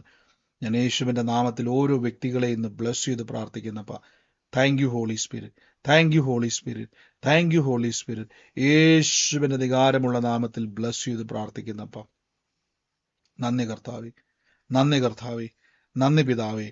ഞാനൊരു കുടുംബത്തെ കർത്താവ് എന്നെ കാണിച്ചുകൊണ്ടിരിക്കുന്നു. ബെന്നി എന്ന് പറയുന്ന ഒരു വ്യക്തിയുടെ ഭവനത്തെ കർത്താവ് എന്നെ കാണിച്ചുകൊണ്ടിരിക്കുകയാണ്. ബെന്നിയുടെ ഭവനത്തിൽ ബിനു, BINU, ബിനു എന്ന് പറയുന്ന മറ്റൊരു വ്യക്തിയെ കൂടെ കർത്താവ് എന്നെ കാണിച്ചുകൊണ്ടിരിക്കുകയാണ്. ആ ഭവനത്തെ കർത്താവ് തൊടുന്നതായിട്ട് പറയുന്നു. യേശുവിന്റെ നാമത്തിൽ ആ ഭവനവുമായിട്ട് ബന്ധപ്പെട്ട ആരാണോ ബിനുവിനെയും കർത്താവ് എന്നെ കാണിച്ചുകൊണ്ടിരിക്കുന്നു. യേശുവിന്റെ അധികാരമുള്ള നാമത്തിൽ ആ ഭവനവുമായിട്ട് ബന്ധപ്പെട്ടത് ആരാണോ കർത്താവെ, ഞങ്ങളുടെ അത്ഭുതകരമായ പ്രവർത്തികൾ ഇപ്പോൾ യേശുവിന്റെ നാമത്തിൽ ആ ഭവനത്തിന്റെ മേൽ വെളിപ്പെടുമാറാകട്ടെ. വലിയ ദൈവപ്രവർത്തികൾ ഇപ്പോൾ യേശുവിന്റെ നാമത്തിൽ സംഭവിക്കട്ടെ. ആ ഭവനം ദൈവത്താൽ സാക്ഷ്യമായി തീരട്ടെ. പറയാൻ വേണ്ടിയാണ് വീട്ടു മാറ്റിയത്. പാസ്റ്ററെ, ബെന്നി എന്റെ ഭർത്താവാണ്, ചേട്ടന്റെ മോനാണ് ബിനു. ബിനു, രണ്ടുപേർക്ക് വേണ്ടി പ്രാർത്ഥിച്ചു. ഈ ഭവനത്തിന്റെ മേൽ അവരെ രണ്ടുപേരെയും ബന്ധപ്പെടുത്തി വലിയൊരു പ്രവൃത്തി കർത്താവ് ചെയ്യുവാൻ വേണ്ടി പോകുന്നു. തടസ്സമായി നിൽക്കുന്നത് ഇപ്പോൾ മാറാൻ വേണ്ടി പോകുന്നു. യേശുവെ നന്ദി കർത്താവെ. പരിശുദ്ധാത്മാവിന്റെ വലിയ നന്മകൾക്കായി സ്തുതിക്കുന്നപ്പ, വലിയ നന്മകൾക്കായി സ്തുതിക്കുന്നപ്പ. In the name of Jesus Christ, യേശുവിന് അധികാരമുള്ള നാമത്തിൽ നിന്ന് ബ്ലസ് ചെയ്ത് പ്രാർത്ഥിക്കുന്നപ്പ. സ്വർഗത്തിലെ ദൈവം സകല വിഷയത്തിന്റെ മേൽ അത്ഭുത സാക്ഷ്യമാക്കി മാറ്റുന്ന നന്ദി പറയുന്നപ്പ. നന്ദി കർത്താവെ, നന്ദി കർത്താവെ. In the name of Jesus. അതോടൊപ്പം തന്നെ കർത്താവ് എന്നെ ഒരു ഋഷി എന്ന് പറയുന്ന ഒരു വ്യക്തിയുള്ള ഒരു ഭവനത്തെ കർത്താവ് എന്നെ കാണിച്ചുകൊണ്ടിരിക്കുകയാണ്. ആ ഭവനത്തിന്റെ മേൽ കർത്താവിന്റെ വലിയ പ്രവൃത്തി ദൈവം ചെയ്യുവാൻ വേണ്ടി പോകുന്നെന്ന് പറയുന്നു. ഋഷിയുമായിട്ട് ബന്ധപ്പെട്ടത് ആരാണോ യേശുവിന്റെ നാമത്തിൽ ഇന്ന് കർത്താവ് വലിയ നന്മകളാൽ സ്വർഗം തുറക്കാൻ വേണ്ടി പോകുന്നു. ആ വ്യക്തിയുമായിട്ട് കണക്ട് ചെയ്ത് ആ കർത്താവ് ആ കുടുംബത്തെ തൊടാൻ വേണ്ടി പോകുന്നു. ഋഷിയുടെ ജീവിതത്തിലും ഋഷിയുടെ ഭവനത്തിലും ദൈവം ചെയ്യുവാൻ വേണ്ടി പോകുന്നു പറയുന്നു. യേശുവിന്റെ നാമത്തിൽ അതുമായിട്ട് ബന്ധപ്പെട്ടത് ആരാണോ, in the name of Jesus, യേശുവിന്റെ നാമത്തിൽ നിങ്ങൾ തുറന്നു പ്രാർത്ഥിക്കുന്നപ്പ. നന്മകളാൽ കർത്താവ് എങ്ങനെ നിറയ്ക്കുന്നല്ലോ. വലിയ കൃപകൾ ആ കുടുംബത്തിന്റെ മേൽ സംഭവിക്കുന്നു. ഇന്ന് സൂമിലോ ലൈവിലോ ആയിക്കോട്ടെ, ഭവനം എന്നെ കേൾക്കുന്നുവെങ്കിൽ പ്രത്യേകിച്ച് ആ വ്യക്തിക്ക് വേണ്ടി പ്രാർത്ഥിക്കുക. ദൈവം തുറക്കാൻ വേണ്ടി. ഋഷി എന്ന് പറഞ്ഞ ഋഷി,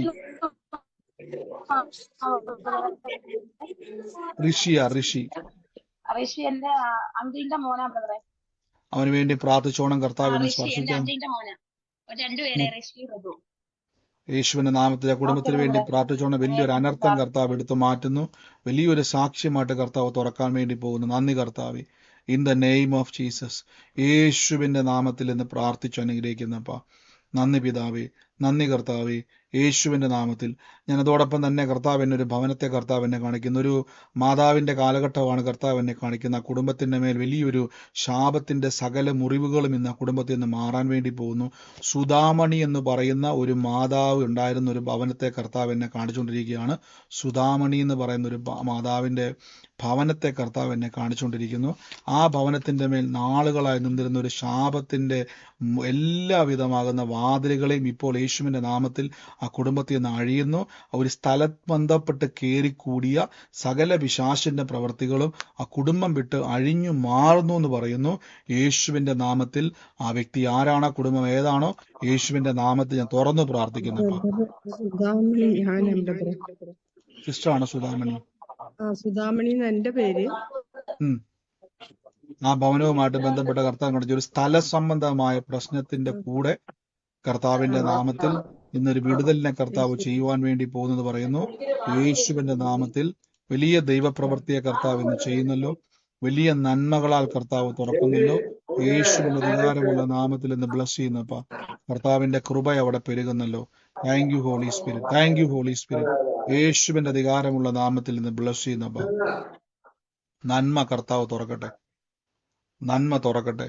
അനുഗ്രഹത്തെ കർത്താവ് എന്ന് ചൊരിയുന്നപ്പാ. പരിശുദ്ധാത്മാവിന്റെ വലിയ മഹത്വം എന്നവിടെ ചെയ്യുന്നതിന് നന്ദി പറയുന്നപ്പാ. Thank you Holy Spirit. In the name of Jesus. ഈ നിമിഷം ഒന്ന് എല്ലാവരും ഒന്ന് പ്രാർത്ഥിച്ച്. Thank you Holy Spirit. Thank you Holy Spirit. യേശുവിന്റെ നാമത്തിൽ. നാളെ നമുക്ക് പ്രാർത്ഥനയുണ്ട്. ഇന്ത്യൻ സമയം 2 സമയം നമ്മുടെ മുമ്പിലുണ്ട്. ഒന്ന് 3 മണി, 2 വൈകുന്നേരം 6 മണി. ഈ 2 സമയം ഞാൻ ഗ്രൂപ്പിൽ ഇട്ടേക്കാം. നിങ്ങൾക്ക് അവത്തിൽ ഏത് സമയമാണ് ഒരു വോട്ട് പോലെ, ഒരു പോളിംഗ് പോലെ ഇട്ടേക്കാം. അതിൽ ഏത് സമയമാണ് കൂടുതൽ ആൾക്കാർക്ക് പറ്റുന്നത് അതനുസരിച്ച് ക്രമീകരിക്കും. അപ്പോൾ അത് നിങ്ങൾ ജസ്റ്റ് ആ പോളിംഗ് വരുമ്പോൾ അതിലോട്ട് ചുമ്മാ ഒന്ന് പ്രസ് ചെയ്താൽ മതി. അതിലോട്ട് പ്രസ് ചെയ്യുമ്പോൾ തന്നെ ആ ഏത് സമയത്തിലാണോ അത് ക്ലിക്ക് ചെയ്യുമ്പോൾ അത് നമുക്കവിടെ കാണാൻ പറ്റും. 6 മണിയാകുമ്പോൾ നിങ്ങൾക്ക് അത് 6 മണിയാണോ 3 മണിയാണെന്നുള്ളത് നോക്കുക. മാക്സിമം ആളുകൾ 6 മണിയാകുമ്പോൾ കുറച്ചും കൂടി ജോലി കഴിഞ്ഞ് വരാൻ പറ്റുമെന്ന് എനിക്ക് തോന്നുന്നത്. ലേഡീസ് മീറ്റിംഗ് ആണ്. വലിയ കാര്യങ്ങളെ കർത്താവ് ചെയ്യും. യേശുവിൻ്റെ നാമത്തിൽ ഞാൻ ബ്ലസ് ചെയ്ത് പ്രാർത്ഥിക്കുന്നപ്പാ. In the name of Jesus Christ. യേശുവിൻ്റെ അധികാരമുള്ള നാമത്തിൽ നിന്ന് ഞാൻ ബ്ലസ് ചെയ്യുന്നപ്പാ. In the name of Jesus. ഞാൻ അതോടൊപ്പം തന്നെ കർത്താവ് എന്നെ ഒരു ഭവനത്തെ കർത്താവ് എന്നെ കാണിച്ചുകൊണ്ടിരിക്കുന്നു. ആ ഭവനത്തിന് വേണ്ടി പ്രാർത്ഥിക്കുന്ന സമയത്ത് കർത്താവ് എന്നെ ഒരു കാഴ്ച കാണിക്കുന്നു. ആ ഒരു ഭവനത്തിൻ്റെ മേൽ കർത്താവ് ഒരു രൂപം, ഒരു രൂപം എന്ന് പറഞ്ഞു കഴിഞ്ഞാൽ അതിങ്ങനെ ഫ്രണ്ടിൽ തന്നെ കർത്താവിൻ്റെ ചിത്രം പോലെ. ഞാൻ പറഞ്ഞ ഒരു ചിത്രത്തെയും ഞാൻ പ്രൊമോട്ട് ചെയ്യാറില്ല. യേശുവിൻ്റെ ഫോട്ടോ വെച്ചത് കൊണ്ട് ഒരിക്കലും ഒന്നും സംഭവിക്കാൻ പോകുന്നില്ല. യേശുവിൻ്റെ ഫോട്ടോ അല്ലത്. അതുകൊണ്ട് നിങ്ങൾ അങ്ങനെയുള്ള ഫോട്ടോകളൊന്നും ഭവനത്തിൽ വെക്കാതിരിക്കുക. അത് ഏതോ ഒരു മനുഷ്യൻ വരച്ചതായിരിക്കാം, ഏതെങ്കിലും ഒരു സിനിമാ നടനായിരിക്കാം അങ്ങനെയുള്ള ഫോട്ടോ. പക്ഷെ അങ്ങനെ ഒരു ഫോട്ടോയാണ് ഞാൻ കാണുന്നത്. കയറി വരുമ്പോൾ തന്നെ അത് ഭിത്തിയിലേക്ക് വെച്ചിട്ടുണ്ട്. ഒരു ഭവനത്തെ കർത്താവ് എന്നെ കാണിച്ചുകൊണ്ടിരിക്കുന്നു. ആ ഭവനവുമായിട്ട് ബന്ധപ്പെട്ട് കർത്താവ് എന്നെ ജോണി എന്ന് പറയുന്ന ഒരു വ്യക്തിയെ കർത്താവ് എന്നെ കാണിക്കുകയാണ്. ജോണിക്ക് ഒരു സഹോദരനും കൂടെയുണ്ട്. ആ ഭവനത്തിൻ്റെ മേൽ കർത്താവിൻ്റെ ഒരു പ്രവൃത്തിയെ ദൈവം ചെയ്യുവാൻ വേണ്ടി പോകുന്നു എന്ന് പറയുന്നു. ഞാൻ ആ ഭവനത്തിന് വേണ്ടി പ്രാർത്ഥിക്കുന്ന സമയത്ത് തന്നെ ഞാൻ കാണുന്ന ഒരു കാഴ്ച എന്ന് പറഞ്ഞു കഴിഞ്ഞാൽ രണ്ട് മുറിക്കഷ്ണങ്ങളായിട്ട് വെട്ടി മാറ്റിയിട്ടിരിക്കുന്നത് പോലെ പിശാച കുടുംബത്തിൻ്റെ അകത്ത് പല ബന്ധങ്ങളെയും മുറിച്ചു മാറ്റിയിട്ടിരിക്കുന്ന ഒരു അവസ്ഥയാണ്. പല ബന്ധങ്ങളും മുറിച്ചു മാറ്റിയിട്ടിട്ട് വലിയ ശത്രുത കുടുംബത്തിൻ്റെ അകത്ത് കയറ്റിയൊരു കുടുംബമാണ്. ഇപ്പോൾ യേശുവിൻ്റെ നാമത്തിൽ ഇന്ന് ആ കുടുംബത്തിൻ്റെ മേൽ വലിയൊരു ദൈവപ്രവൃത്തിയെ കർത്താവ് ചെയ്യുവാൻ വേണ്ടി പോകുന്നെന്ന് പറയുന്നു. യേശുവിൻ്റെ നാമത്തിൽ ആ ഭവനവുമായിട്ട് ബന്ധപ്പെട്ടത് ആരാണോ ഇപ്പോൾ യേശുവിൻ്റെ നാമത്തിൽ ഇപ്പോൾ തന്നെ കർത്താവിൻ്റെ ശക്തിയാൽ ആ കുടുംബത്തിൻ്റെ മേൽ ഡെലിവറൻസിനെ കൽപ്പിക്കുന്നപ്പോൾ നന്മ ആ കുടുംബത്തിന് മേൽ തുറക്കട്ടെ. സകല കർത്താവെ അടയപ്പെട്ട വഴികളും യേശുവിൻ്റെ നാമത്തിൽ തുറന്നു വരട്ടെ. നന്മയായി തീരട്ടെ. പറയാൻ വേണ്ടിയാണ് ശ്രമിട്ട് മാറ്റിയത്. അതെ ഞങ്ങളുടെ വീട്ടില് ബ്രദറെ ഈ പറഞ്ഞ ഇപ്പൊ ജൂണി എന്ന് പറഞ്ഞ ആളായിരുന്നത്. അതെ, ജോണി ഹസ്ബൻഡാ. കുടുംബത്തിന് വേണ്ടിയിട്ട് പല ബന്ധങ്ങളെയും ചെതറിപ്പിച്ച് അങ്ങോട്ടും ഇങ്ങോട്ടും ഇന്ന് വലിയ കലഹത്തെ കൊണ്ടുവരാൻ നോക്കുന്ന സകല കുടുംബത്തെയും ചെതറിപ്പിക്കാൻ നോക്കുന്ന അനുഭവം കുടുംബത്തിൽ നിന്ന് മാറുവാണ്. യേശുവിന്റെ നാമത്തിൽ ആമേൻ പറഞ്ഞ് സ്വീകരിച്ചു. എന്നോട് കുടുംബത്തിൽ ഒരു സഹോദരൻ മുഖാന്തരം നന്മയുടെ വാതിലിനെ ദൈവം തുറക്കാൻ വേണ്ടി പോവാണ്. അനുഗ്രഹിച്ചെന്ന് പ്രാർത്ഥിക്കുന്നു യേശുവിന്റെ നാമത്തിൽ. ഞാൻ കാണുന്ന ഒരു വ്യക്തി എന്ന് പറഞ്ഞാൽ എസ് എന്നുള്ള അക്ഷരവും അതോടൊപ്പം തന്നെ എ എന്നൊരു അക്ഷരവും കൂടെ ആ പേരിന്റെ അകത്തുണ്ട്. വരുന്ന ആൾക്ക് യേശുവിന്റെ നാമത്തിൽ ഞാൻ ബ്ലസ് ചെയ്ത് പ്രാർത്ഥിക്കുന്നപ്പ കർത്താവിന്റെ ഒരു സാക്ഷ്യമായിട്ട് ആ കുടുംബത്തെ തീരട്ടെ, അനുഗ്രഹമായി മാറട്ടെ. പ്രാർത്ഥിച്ച് ബ്ലസ് ചെയ്ത് തുറന്ന് പ്രാർത്ഥിക്കുന്നപ്പ യേശുവിന്റെ നാമത്തിൽ തന്നെ. Thank you Holy Spirit. നന്ദി പിതാവേ, നന്ദി കർത്താവേ.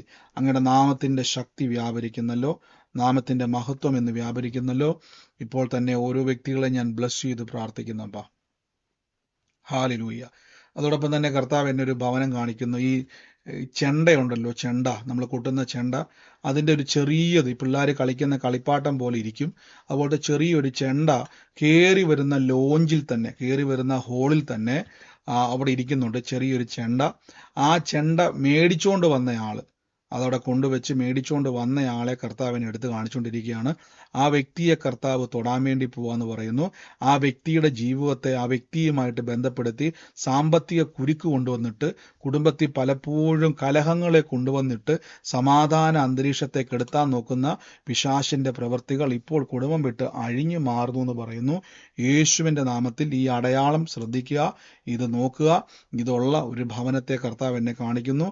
സൂമിലോ ലൈവിലോ ആയിക്കോട്ടെ, ആകട്ടെ ചെണ്ടയുടെ കുഴപ്പമല്ല, അതിന്റെ വിഷയമല്ല, ഒരു അടയാളം കർത്താവ് കാണിച്ചതാണ്. ആ വ്യക്തി ഒന്ന് അനുഗ്രഹിച്ചു പ്രാർത്ഥിക്കുക. ഇപ്പോൾ തന്നെ യേശുവിന്റെ നാമത്തിൽ ആലോചന ഏറ്റെടുക്കുക. ദൈവം വലിയ കൃപകളാൽ തുറക്കാൻ വേണ്ടി പോകുന്നു. In the name of Jesus, യേശുവിന്റെ നാമത്തിൽ ആ കുടുംബത്തിന്റെ മേൽ സകല ബന്ധനങ്ങളും അഴിഞ്ഞു മാറട്ടെ. കർത്താവായ യേശുവിന്റെ നാമത്തിൽ ഞങ്ങൾ തുറന്നു പ്രാർത്ഥിക്കുന്നു. ആ വ്യക്തിയെ സ്പർശിക്കുമ്പോൾ തന്നെ ആ വ്യക്തിയുടെ ജീവിതത്തെ കർത്താവ് അങ്ങ് തൊടുന്നല്ലോ. സകല പ്രതികൂലങ്ങളും മാറി. പറഞ്ഞു സിസ്റ്ററെ. ബ്രദർ എന്റെ വീട്ടിലാണ്. എന്റെ പേര് അശ്വതി എന്നാണ്. എന്റെ വീട്ടിൽ എന്റെ മോൻ മേടിച്ചിട്ട് വന്നിട്ടുണ്ട് ഒരു ചെറിയ ചെണ്ട കുഞ്ഞിന് വേണ്ടി. മോൻ മേടിച്ചോണ്ട് വന്ന കൊച്ചിന് വേണ്ടി മേടിച്ചോണ്ട് വന്ന കുഞ്ഞു 3 വയസ്സുള്ളൊരു കുഞ്ഞു കൊച്ചുണ്ട്. അതിന് വേണ്ടിട്ട് മേടിച്ചിട്ട് വന്നതാണ്. ഇപ്പൊ പറഞ്ഞ സാധനം അല്ലേ? എന്നാ വ്യക്തിയെ ദൈവം തൊടുമ്പോ ആ വ്യക്തിയെ കർത്താവ് രണ്ടുപേരും മേടിച്ചിട്ട് വന്ന 2 എണ്ണം ഇരിപ്പുണ്ട്. ഈ വ്യക്തി ഒരു മനുഷ്യനെ ആണിനെ ഞാൻ കണ്ടത്. ആ വ്യക്തിയെ കർത്താവ് സ്പർശിക്കും. യേശുവിന്റെ നാമത്തിൽ ആ മോനെ കർത്താവ് തൊടുമ്പോ തന്നെ ആ കുടുംബത്തിന്റെ അവസ്ഥകളെ ദൈവം തൊടുവാണ്. അവനെ ബന്ധിക്കാൻ നോക്കിയ സകല പിശാചിന്റെ പ്രവൃത്തികൾ യേശുവിന്റെ നാമത്തിൽ ഇന്ന് ഞങ്ങളിത് ബ്രേക്ക് ചെയ്ത് പ്രാർത്ഥിക്കുന്നപ്പോ നന്മയാക്കി സ്വർഗം മാറ്റുന്നതിന് നന്ദി പറയുന്നു. സകല വിഷയത്തിന്റെ മേൽ ജയകരമായി പ്രവൃത്തികൾ ഉണ്ടാകുന്നല്ലോ. നന്ദി കർത്താവേ. Thank you Holy Spirit. In the name of Jesus Christ. In the name of Jesus Christ. അതോടൊപ്പം തന്നെ കർത്താവ് എൻ്റെ ഒരു വിളിപ്പേരാണോ അതോ ഒഫീഷ്യൽ നെയിമാണോ എനിക്കറിയത്തില്ല. ഈ ലാലിച്ചൻ അങ്ങനെ എന്തോ ഒരു പേര് ആ കുടുംബത്തെ കർത്താവ് എന്നെ തൊടുന്നായിട്ട് കാണിക്കുന്ന ആ വ്യക്തിയുമായിട്ട് ബന്ധപ്പെട്ട് ഞാൻ കാണുന്ന ഒരു കാഴ്ച എന്ന് പറഞ്ഞു കഴിഞ്ഞാൽ ആ കുടുംബത്തിൻ്റെ അകത്ത് കണ്ണ് കെട്ടി വിട്ടതുപോലെ ഒരു അവസ്ഥയ്ക്കകത്താണ് നിൽക്കുന്നത്. അത് ദിശ അറിയാതെ സഞ്ചരിക്കുന്നത് പോലെ പലതിലും പോയി കൈവച്ച് പല വാതിലുകളും അടഞ്ഞ് പലതും വിരോധവും പ്രതികൂലവുമായി നിൽക്കുവാണ്. ഇപ്പോൾ ഇന്ന് ആ വിഷയത്തിൻ്റെ മേൽ ദൈവം തൊടാൻ വേണ്ടി പോവാന്ന് പറയുന്നത് ആ വ്യക്തിയുമായിട്ട് ബന്ധപ്പെട്ടത് ആരാണോ, ഇപ്പോൾ കേൾക്കുന്നത് ആരുമായിട്ട് ബന്ധപ്പെട്ടതാണോ, യേശുവിന്റെ നാമത്തിൽ ഇപ്പോൾ അത് ഏറ്റെടുത്താട്ടെ. ഇന്ന് ആ വിഷയത്തിന്റെ മേൽ ജീവനോടെ ഇരിക്കുന്ന ഒരാളാണത്. കർത്താവായ യേശുവിന്റെ നാമത്തിൽ ഞാൻ തുറന്നു പ്രാർത്ഥിക്കുന്നു. ആ തടസ്സത്തെ വെട്ടിമാറ്റി പ്രാർത്ഥിക്കുന്നു. അത്ഭുതകരമായ വ്യത്യാസത്തെ കൽപ്പിക്കുന്നപ്പ കർത്താവെ അങ്ങ് തൊട്ട് വിടിവിക്കുന്ന കൃപയ്ക്ക് നന്ദി. അത്ഭുത സാക്ഷ്യത്തെ അങ്ങ് തുറക്കുന്നതിന് നന്ദി പറയുന്നപ്പ ഞാൻ യേശുവിന്റെ നാമത്തിൽ റിലീസ് ചെയ്യുന്നപ്പ ആ വ്യക്തിയുമായിട്ട് ബന്ധപ്പെട്ട് സൂമിലായിക്കോട്ടെ ലൈവിലായിക്കോട്ടെ ആരാന്ന് വെച്ചാൽ ഏത് കുടുംബമാണെന്ന് വെച്ചാൽ യേശുവിന്റെ നാമത്തിൽ സ്വീകരിച്ചാട്ടെ. വലിയ സാക്ഷ്യമായി കർത്താവ് അത് തുറക്കുന്നു. വലിയ അത്ഭുതമായി കർത്താവ് അത് തുറക്കുന്നു. എന്റെ ചേച്ചിയുടെ മോനാണ് ബ്രദറെ. ഈ പറയുന്ന എന്റെ ചേച്ചിയുടെ മോനാണ് ബ്രദറെ. എങ്ങനെ പേര് പറയുന്നത്? ലാലിച്ചൻ എന്നത് യേശുവിന്റെ നാമം. ആ വ്യക്തിക്ക് വേണ്ടി പ്രത്യേകം പ്രാർത്ഥിച്ചോണം. ആ വ്യക്തിയുടെ ജീവനെ പോലും അപഹരിക്കാൻ നോക്കുന്ന രീതിയിൽ കയറി വന്നതാണ്. എന്നാൽ കർത്താവ് ആ കുടുംബത്തെ നിലനിർത്തും. യേശു അതൊരു സാക്ഷ്യമാക്കി മാറ്റും. ഒരുമിച്ച് ദൈവത്തെ ആരാധിക്കും ഒരു അവസരത്തെ ദൈവം ഒരുക്കും. ആമേൻ പറഞ്ഞ ആലോചന സ്വീകരിച്ചാട്ടെ. യേശുവിന്റെ അധികാരമുള്ള നാമത്തിൽ തുറന്നു പ്രാർത്ഥിക്കുന്നപ്പ താങ്ക് യു ഹോളി സ്പിരിറ്റ്. കർത്താവെ നന്ദി യേശുവേ. ഞാനിപ്പോൾ തന്നെ ബ്ലസ് ചെയ്ത് പ്രാർത്ഥിക്കുന്നപ്പ ഈ സമയത്ത് രോഗികളായി ഭാരപ്പെടുന്നവര് രോഗമുള്ള ഭാഗത്തോട്ട് കൈയെടുത്ത് വെച്ച് എന്നിട്ട് യേശു ക്രിസ്തുവിന്റെ അടിപ്പിണരുകളാൽ എനിക്ക് സൗഖ്യം വന്നിരിക്കുന്നു. യേശു എൻ്റെ രോഗത്തെയും എൻ്റെ വേദനകളെയും ക്രൂശിൽ വഹിച്ചിരിക്കുന്നു. കർത്താവിന്റെ അടിപ്പിണരുകളാൽ എനിക്ക് സൗഖ്യം വന്നിരിക്കുന്നു. ഞാനിപ്പോൾ അത് തുറന്നു പ്രാർത്ഥിക്കുന്നു. അത്ഭുത സാക്ഷ്യത്തിന് നന്ദി പറയുന്നപ്പ നന്മയും കരുണയും എൻ്റെ ആയുഷ്കാലമൊക്കെയും എന്നെ പിന്തുടരും. കർത്താവെ അങ്ങയുടെ നാമത്തിൽ അത് തുറക്കുന്നു. ഇപ്പോൾ തന്നെ രോഗസൗഖ്യത്തെ യേശുവിന്റെ നാമത്തിൽ തുറന്നു പ്രാർത്ഥിക്കുന്നു. അവരുടെ ശരീരത്തിന്റെ മേൽ കർത്താവിന്റെ ശരീരമാണ് ഞങ്ങളുടെ ശരീരം. കർത്താവിന്റെ ശരീരമാണ് ഞങ്ങളുടെ അവയവങ്ങളാണ് യേശുവിന്റെ ശരീരത്തിന്റെ. രോഗത്തിനോ രോഗശക്തിക്കോ നിൽക്കാൻ കഴിയത്തില്ല. പുതിയ അവയവങ്ങൾ ഉണ്ടായി വരിക. ആ വേദനകൾ, കാലപ്പഴക്കം ചെന്ന രോഗങ്ങൾ, ആ പ്രഷറിനോടും ഷുഗറിനോടും ഒക്കെ ഒന്ന് പറഞ്ഞ് ഞാൻ എൻ്റെ ജീവിതത്തിൽ നിന്നെ ചുമക്കത്തില്ല. ദിവ്യ ആരോഗ്യം എൻ്റെ അവകാശമാണ്. ദിവ്യ ആരോഗ്യം എൻ്റെ അവകാശമാണ്. യേശുവിൻ്റെ അടിപ്പിണരുകളാൽ എനിക്ക് ആരോഗ്യം വന്നിരിക്കുന്നു. ഇപ്പോൾ അത് കൽപ്പിച്ച് തുറക്കുന്നപ്പ സാക്ഷ്യമാകട്ടെ. സകല ഞെരുക്കങ്ങളെ കടഭാരത്തിന്റെ മേൽ കർത്താവ് ഞെരുക്കങ്ങൾ, കൊടുക്കൽ വാങ്ങലുകൾ യേശുവിന്റെ നാമത്തിൽ അവരുടെ ജീവിതത്തിൽ എവിടെയാണ് കുരുക്ക് വന്ന് കിടക്കുന്നത് അസാമ്പത്തിക മേഖലകൾ യേശുവിന്റെ നാമത്തിൽ ഡോറുകൾ തുറന്നു വരട്ടെ. വായ്പ മേടിക്കുന്ന അവസ്ഥയിൽ നിന്ന് വാരി വിതറി കൊടുക്കുന്ന മേഖലയിലേക്ക് അവർ കയറി വരട്ടെ. ഇപ്പോൾ അത് തുറക്കുന്നപ്പ റിലീസ് ചെയ്ത് പ്രാർത്ഥിക്കുന്നപ്പ അത്ഭുതകരമായ വ്യത്യാസം, സൗഖ്യമായും ആരോഗ്യമായും അത്ഭുതമായും തലമുറകൾക്ക് വേണ്ടി പ്രാർത്ഥിക്കുന്നവരെ വഴിതെറ്റിക്കുന്ന പിശാചിന്റെ നുകങ്ങൾ ഇപ്പോൾ ആത്മാവിൽ വെട്ടിമാറ്റുന്നപ്പ ദുരാത്മാക്കൾ വിട്ടുപോട്ടെ. തലമുറയെ അപഹരിക്കാൻ നോക്കുന്ന ലോകം, പാപ, മോഹ ശക്തികൾ ഇപ്പോൾ യേശുവിന്റെ നാമത്തിൽ വിട്ടുമാറട്ടെ. അവർ നന്മയ്ക്ക് വിരോധമായി നിൽക്കുന്നതിനെ ആത്മാവിൽ വെട്ടിവിടുന്നപ്പ യേശു തന്ന അധികാരത്തെ ഉപയോഗിക്കുന്നപ്പ അത്ഭുത സാക്ഷ്യമായി തീരട്ടെ ഇപ്പോൾ തന്നെ യേശുവിന്റെ നാമത്തിൽ തന്നെ. ആമേൻ. കർത്താവ് അനുഗ്രഹിക്കട്ടെ. ഈ സമയത്ത് സാക്ഷ്യമുള്ളവർക്ക് പറയാനുള്ള അവസരമാണ്. അതിനു മുമ്പായിട്ട് ഞാൻ കർത്താവിന്റെ വേലയിൽ വിതച്ചവരെ ബ്ലസ് ചെയ്ത് പ്രാർത്ഥിക്കുന്നു. വലിയ കൃപകളാൽ കർത്താവ് നിറയ്ക്കും. പ്രത്യേകിച്ച് നിങ്ങൾ വരാൻ പോകുന്ന നമ്മുടെ പ്രാർത്ഥനകളെയൊക്കെ ഓർത്ത് നിങ്ങൾ ദൈവസന്നിധിയിൽ പ്രാർത്ഥിക്കുക, വിശ്വാസത്താൽ പ്രഖ്യാപിക്കുക. പല രാജ്യങ്ങളിൽ, പല പട്ടണങ്ങളിൽ കർത്താവിന് വേണ്ടി വളരുവാൻ, പ്രയോജനപ്പെടുവാൻ, സത്യസുവിശേഷത്തിന് വേണ്ടി നിൽക്കുവാൻ ആഗ്രഹിക്കുന്നവർക്ക് നമുക്ക് ഒരുമിച്ച് ഈ സുവിശേഷം ലോകമെമ്പാടും അറിയിക്കുക. തകർന്നിരിക്കുന്ന ഭവനങ്ങൾക്ക് വേണ്ടി ഒരുക്കുക. അതിനുവേണ്ടി വിതച്ചവരെല്ലാം അനുഗ്രഹിക്കുന്നപ്പ അവരുടെ ജോലിയിൽ, ബിസിനസ്സിൽ വർധനവുണ്ടാകും. വായ്പ മേടിക്കത്തില്ല. നന്മയും കരുണയും അവർ ആയുഷ്കാലം ഒക്കെയും പിന്തുടരും. അവരുടെ ജോലി ആയിക്കോട്ടെ, ബിസിനസ് ആയിക്കോട്ടെ, തകർന്നു പോകത്തില്ല, നശിച്ചു പോകത്തില്ല. നന്മ കൊണ്ട് നിറയും, ഉയർച്ച തന്നെ പ്രാപിക്കും. ബ്ലസ് ചെയ്യുന്നു യേശുവിന്റെ നാമത്തിൽ തന്നെ. ഈ സമയം സാക്ഷിയുള്ള ആരെങ്കിലും ഉണ്ടെങ്കിൽ പറഞ്ഞാട്ടെ. പറഞ്ഞു. ചെണ്ടന്റെ കാര്യം പറഞ്ഞില്ലേ, അത് എന്റെ മോളുടെ വീട്ടിലുണ്ട് ചെണ്ട. ഏറ്റെടുത്തത് കർത്താവ് അത് സാക്ഷിയാക്കും കേട്ടോ. ഹലോ പറഞ്ഞു. ആ ഞാൻ ഒരു സാക്ഷ്യം പറഞ്ഞു പറഞ്ഞു സിസ്റ്റർ പറഞ്ഞു. ആരെന്ന് വെച്ചാൽ നിങ്ങൾ പറഞ്ഞു. ഒരു മിനിറ്റ്, ഞാൻ ഇവിടുന്ന് ഒരു മിനിറ്റ്. ഒരാൾ പറയുമ്പോൾ ഞാൻ ഇവിടെ മ്യൂട്ട് ചെയ്യുവേ, മറ്റൊരാൾ വെയിറ്റ് ചെയ്യണേ. ആ ഇനി പറഞ്ഞു. ഹലോ ആ ഒരു മിനിറ്റ്, ഒരുമിച്ച് പറയല്ലേ. ഒരാൾ പറയുമ്പോൾ മറ്റുള്ള സൈലന്റ് ആകണേ. ആ ഇനി ആരാ പറഞ്ഞു? ഒരുമിച്ച് ഒരു കാണത്തില്ല. ആ പറഞ്ഞു. കേൾക്കുന്നുണ്ട്, പറഞ്ഞു. ഞാൻ ഈ രാത്രി ഈ അന്യഭാഷയെ പ്രാർത്ഥിച്ചുകൊണ്ടിരിക്കുകയായിരുന്നു. അപ്പം എല്ലാ ദിവസവും ഞാൻ ഒരു അരമണിക്കൂർ പ്രാർത്ഥിച്ചിട്ട് കിടക്കണം അന്യഭാഷയില്. ഒരു ദിവസം മോള് രാത്രി ഒരു 3 മണിയായപ്പോ ബാത്റൂമിൽ പോകാൻ വേണ്ടി എഴുന്നേറ്റ്. അപ്പം ഞങ്ങളുടെ കിടക്കുന്ന റൂമിൽ നിന്ന് അന്യഭാഷയിൽ ആരോ ശ്രദ്ധിക്കുന്ന പോലെ ഇങ്ങനെ അവൾക്ക് ഫീൽ ചെയ്യും. അവൾ വന്ന് നോക്കുമ്പോൾ ഞങ്ങളുടെ റൂമിൽ ഞങ്ങളെല്ലാവരും, ഞാനും വൈഫും കിടന്നുറങ്ങിയ അങ്ങനത്തെ ഒരു എക്സ്പീരിയൻസ് ഉണ്ട്. തീർച്ചയായിട്ടും ബ്രദറെ, നമ്മൾ അന്യഭാഷ പ്രാർത്ഥിക്കുമ്പോൾ നമുക്ക് നമ്മുടെ ആത്മാവ്, നമ്മുടെ ആത്മമണ്ഡലത്തിൽ നമ്മൾ ഇതുവരെ കാണാത്ത പല കാര്യങ്ങളും കർത്താവിനാൽ കാണാൻ പറ്റും, പലതും കേൾക്കുവാൻ കഴിയും. അപ്പൊ തുടർമാനമായിട്ട് പിന്നെ അന്യഭാഷ പ്രാർത്ഥിക്കുക. ദൂതന്മാരുടെ സാന്നിധ്യങ്ങളും എല്ലാം അതിനെ ഉറപ്പിക്കുന്നതാണ്. ഇനിയും അന്യഭാഷയിൽ പ്രാർത്ഥിക്കുക. അങ്ങനെ അനുഭവങ്ങൾ കുടുംബത്തിന്റെ അകത്തുണ്ടാകുമ്പോൾ കൂടുതൽ നിങ്ങൾ അതിനെ കൂടുതൽ സീരിയസ് ആയിട്ട് ചെയ്യുന്നതെങ്കിൽ അതിന്റെ എക്സ്പീരിയൻസിലേക്ക് കർത്താവ് നിങ്ങളെ കൊണ്ടുപോകും. കർത്താവ് വലിയ സാക്ഷ്യമാക്കി മാറ്റും കേട്ടോ ബ്രദറെ. God bless U.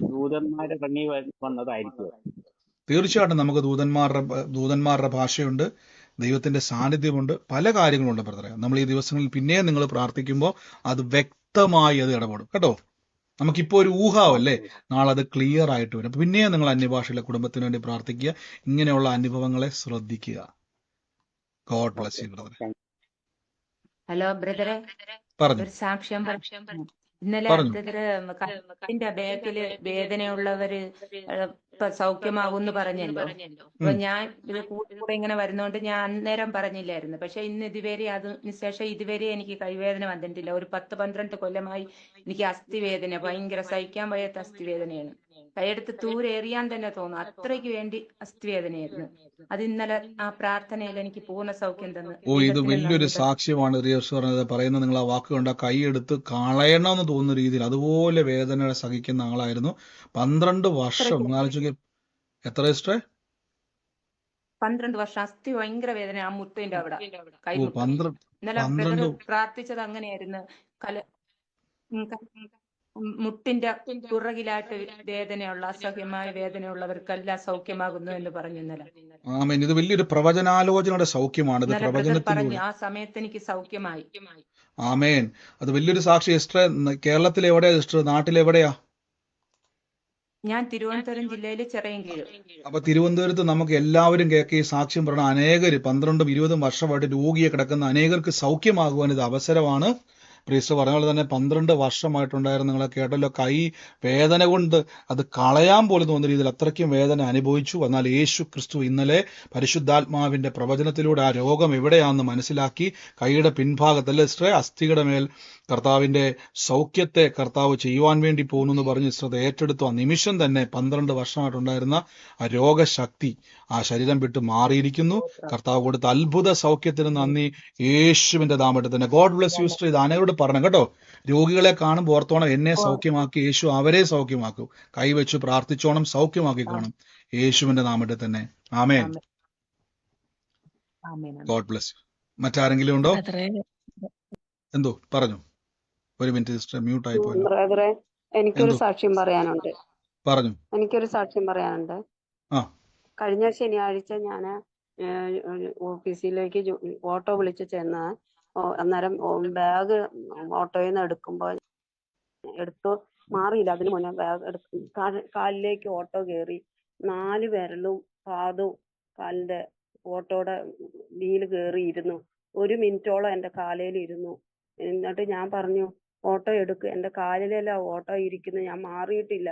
അപ്പൊ അങ്ങേര് പറഞ്ഞു, ഞാൻ കണ്ടില്ല എന്ന് പറഞ്ഞു. ഓട്ടോ ബാക്കിലേക്ക് എടുത്തു. 1 മിനിറ്റോളം എന്റെ കാലയില് ആ ഓട്ടോയുടെ വീലിരുന്നു. എന്നിട്ട് ഞാൻ കാലെടുത്ത് നോക്കിയിട്ട് എനിക്ക് സ്റ്റെപ്പ് കയറാൻ മേല. ഞാൻ എന്നിട്ട് ആ സ്റ്റെപ്പിലേക്ക് കാല് വെച്ചിട്ട് കർത്താവിന്റെ തിരുമുറിവിനാൽ എനിക്ക് സൗഖ്യം വന്നതിനായി നന്ദി പറഞ്ഞ് പ്രാർത്ഥിച്ചു. എന്നിട്ട് ഞാൻ വീട്ടിൽ ചെന്നപ്പോഴത്തേനും ബസ് കയറാൻ നോക്കിയപ്പോഴത്തേനും എനിക്ക് പറ്റുന്നില്ല. ഞാൻ ഓട്ടോ വിളിച്ച്, ഒത്തിരി ദൂരം ഉണ്ടായിരുന്നു, ഓട്ടോ വിളിച്ച് പോയി. അപ്പൊ ഓട്ടോക്കാരൻ പറഞ്ഞു, ഇവിടെ അടുത്ത് ഹോസ്പിറ്റലിൽ കാണിക്കാൻ പറഞ്ഞു. കാണിച്ചപ്പോ അവര് പറഞ്ഞു എക്സ്റേ എടുക്കണമെന്ന് പറഞ്ഞു.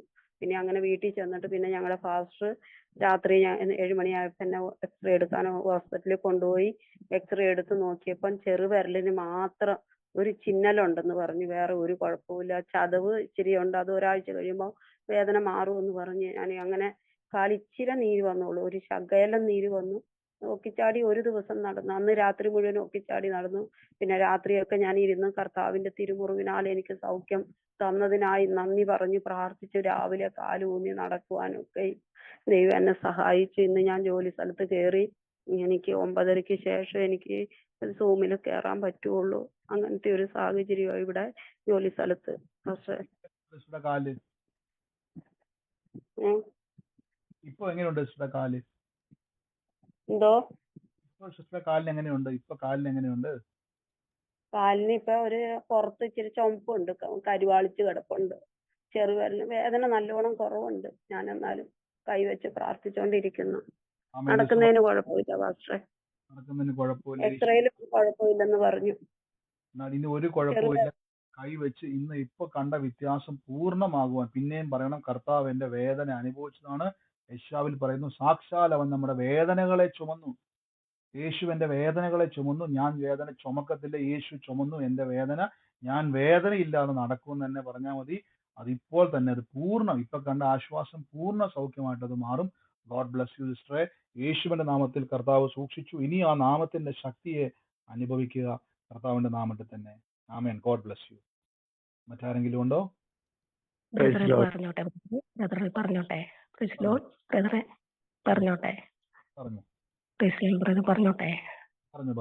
ഹലോ, പറഞ്ഞോട്ടെ. കേൾക്കുന്നുണ്ട്, പറഞ്ഞോ.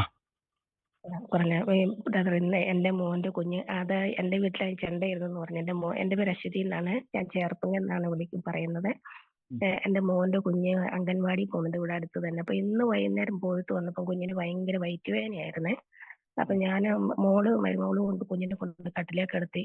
അപ്പൊ ഞാൻ ചോദിച്ചു എന്ത് പറ്റിയെന്ന് ചോദിച്ചപ്പോൾ പറഞ്ഞ അവന് വയറ്റ് വേദനയാന്ന് പറഞ്ഞപ്പോ കുഞ്ഞിങ്ങനെ തളർന്ന് കിടക്കും പോലെ കിടക്കും. അപ്പൊ ഞാൻ ചെന്നിട്ട് കുഞ്ഞിന്റെ തലയെ പിടിച്ച് കർത്താവിന്റെ രക്തം കൊണ്ട് ഉച്ചമുളകാൽ വരെ മുദ്ര ചെയ്തെന്ന് പറഞ്ഞിട്ട് വയറേൻ ഇങ്ങനെ തടവിക്കൊണ്ട് ഞാൻ പറഞ്ഞു, കർത്താവ് യേശു കർത്താവിന്റെ തിരുമുറിവുള്ള കുഞ്ഞിന് ഈ നിമിഷം തന്നെ പൂർണ്ണമായി സൗഖ്യം തന്നെ, നന്ദി നന്ദി ഇങ്ങനെ പറഞ്ഞു തന്നെ ഞാൻ കുറെ നേരത്തെ പ്രാർത്ഥിച്ചു. എന്നിട്ട് ഞാൻ എടുത്ത് എന്റെ തോളിൽ വെച്ചിട്ട് ഞാൻ ആ വയറിൽ ഇങ്ങനെ തടവി ഈ വചനം തന്നെ പറഞ്ഞു, ബ്രദർ പറഞ്ഞു തന്ന വചനം തന്നെ പറഞ്ഞു പ്രാർത്ഥിച്ചപ്പോൾ എന്നോട് പറഞ്ഞ എനിക്ക് ഛർദ്ദിക്കണമെന്ന് പറഞ്ഞു.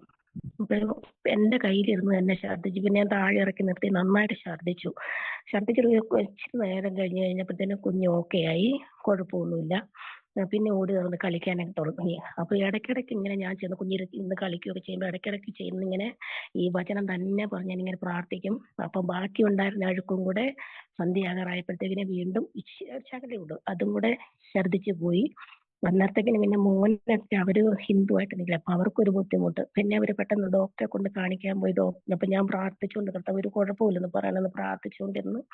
ഡോക്ടർ പറഞ്ഞ് അത് ദഹിക്കാത്തതിന്റെയാണ്, ഒരു കുഴപ്പമൊന്നുമില്ല പറഞ്ഞ് ഇച്ചിരി എന്തോ ഒരു മരുന്ന് കൊടുത്തു. അപ്പൊ ഞാൻ ദൈവത്തിന് നന്ദി പറയുന്നു. ദൈവം കുഞ്ഞിന് കൊടുത്ത വിടുതലിനായി നന്ദി. ഇപ്പൊ ഒരു കുഴപ്പമില്ലാതെ കുഞ്ഞ് നടക്കണം. പൂർണ്ണ സൗഖ്യം കർത്താവ് കുഞ്ഞിന് കൊടുത്തു. അതുപോലെ ബ്രദറെ, കഴിഞ്ഞ ആഴ്ചയിൽ എന്റെ മോളും കുടുംബവും വന്ന് അപ്പൊ ഈ മുറി ഞങ്ങൾ ഒരുമിച്ച് കിടക്കുമായിരുന്നു.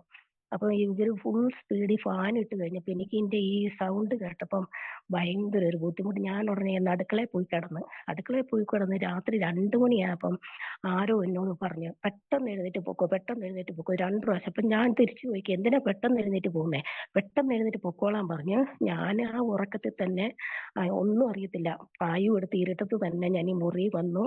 ഫാനിന്റെ സ്പീഡ് കുറച്ചു. ഞാൻ ഇവിടെ കിടന്ന് സുഖമായിട്ട് ഉറങ്ങി. പിറ്റേ ദിവസം ഞാൻ എന്റെ സഹോദരിയോട് പറഞ്ഞു, ഞാൻ ഇങ്ങനെ ഒരു ശബ്ദം കേട്ടനോട് പെട്ടെന്ന് എഴുന്നേറ്റ് പൊക്കോളാന്നാ പറഞ്ഞ. അപ്പൊ എനിക്ക് മനസ്സിലായി എന്റെ കർത്താവിന്റെ ദൂതന്മാരുടെ സംരക്ഷണമായിരുന്നായിരിക്കും എന്ന് ഞാൻ അന്നേരം ആ സഹോദരിയോട് പറഞ്ഞു. അവരും അങ്ങനെ തന്നെ പറഞ്ഞു. പുള്ളിക്കാരി ഇതിനകത്ത് കയറിയിട്ടുണ്ട്, ലീന എന്നാണ് പേര്. ബ്രദർ, അങ്ങനെ ഈ 2 കാര്യവും ദൈവം എനിക്ക് വേണ്ടി ചെയ്തു തന്ന്.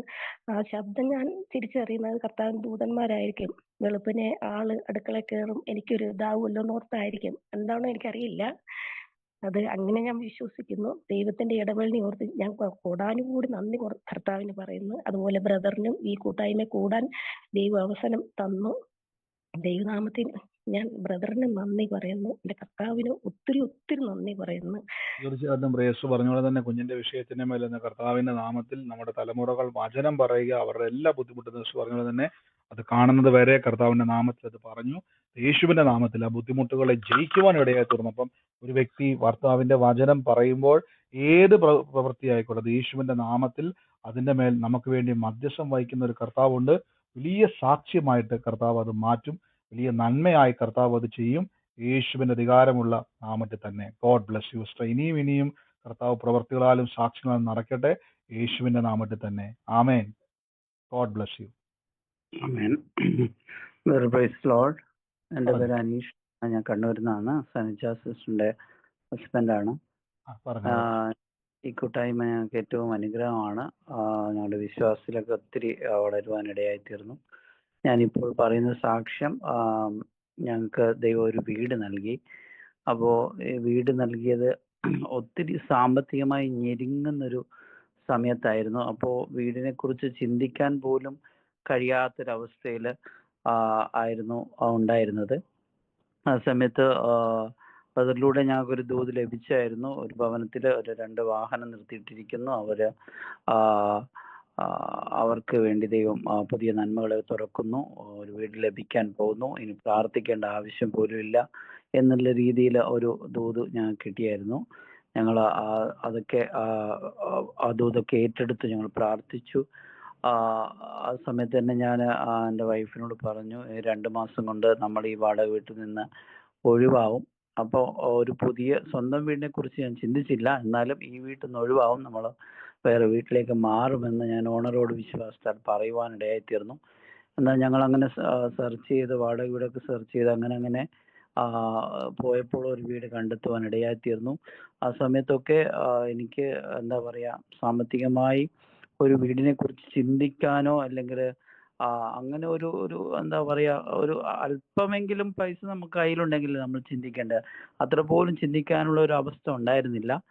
പക്ഷേ ദൈവം ഞങ്ങൾക്ക് അത് ഒരുക്കി തന്നു. ബാങ്കിൽ പോയപ്പോൾ അതിൻ്റെ കാര്യത്തിന് വേണ്ടി ലോൺ പാസ്സാവാനും മറ്റുള്ള കാര്യങ്ങളും, അല്ലെങ്കിൽ അതിൻ്റെ ഇനീഷ്യൽ എമൗണ്ട് ലഭിക്കുവാനൊരു ചിട്ടി ഉണ്ടായിരുന്നു. അതൊക്കെ ഞങ്ങൾക്ക് ജാമ്യം നിൽക്കുവാൻ ഒരാൾ വന്നു. ദൈവത്തിൻ്റെ ദൂതന്മാരുടെ ഒരു ഭയങ്കര പ്രൊട്ടക്ഷൻ. കാരണം ഞങ്ങൾ ഒത്തിരി ഞെരുങ്ങുവാൻ ഇടയാക്കിയില്ല. ദൈവത്തിൻ്റെ വഴികൾ ഞങ്ങൾക്ക് വേണ്ടി എല്ലാം തുറന്നു തന്നു. എല്ലാവർക്കും, ഞങ്ങൾക്ക് പോലും ഇതൊരു ആശ്ചര്യമായിരുന്നു ഇങ്ങനെ സംഭവിക്കും എന്നുള്ളത്. പക്ഷെ വിശ്വസിക്കുന്നവനാൽ സകലം സാധിക്കുമെന്നുള്ള ആ ഒരു ഉറപ്പ് ഞങ്ങളുടെ ജീവിതത്തിൽ ദൈവം തന്നു. ഞങ്ങൾ എറണാകുളത്ത് മീറ്റിംഗ് വന്നിരുന്നു. ഞങ്ങൾക്കത് ഏറ്റവും അനുഗ്രഹമായിരുന്നു. ആ മീറ്റിങ്ങിലൂടെയൊക്കെ വിശ്വാസത്തിൽ അധികം വളരുവാനും വിശ്വാസത്താൽ മുന്നേറുവാനുള്ള ഒരു പ്രചോദനം ദൈവം ഞങ്ങൾക്ക് നൽകുവാൻ ഇടയായിത്തീർന്നു. ഞങ്ങൾക്ക് ഈ മാസം അടുത്ത ബുധനാഴ്ച ഞങ്ങളുടെ ഹൗസ് വാമിംഗ് ആണ്. പ്രത്യേകിച്ച് ബ്രദറിനെ ക്ഷണിക്കുന്നു. ബ്രദറിന് വരാൻ പറ്റുന്ന അവസ്ഥയില്ലാന്നറിയാം. എന്നാലും ബ്രദർ ഒത്തിരി അനുഗ്രഹമായിരുന്നു ഞങ്ങൾക്ക് കൂട്ടായ്മ. വിശ്വാസത്താൽ അബ്രഹാമിന്റെ സകല അനുഗ്രഹങ്ങളും വിശ്വാസത്താൽ ഞങ്ങൾക്ക് ലഭിക്കുവാൻ ദൈവം ഇടവരുത്തിയത്. ബ്രദറിന്റെ വചന പ്രസംഗത്തിലൂടെ ഞങ്ങൾക്ക് ഒത്തിരി വിശ്വാസത്തിൽ വളരുവാനും വിശ്വാസത്താൽ പലതും നേടുവാനും ഒരു എന്താ പറയാ, ആ വിശ്വാസം ഞങ്ങളുടെ ഉള്ളിലേക്ക് ദൈവം പകർന്നിരിക്കുന്നു.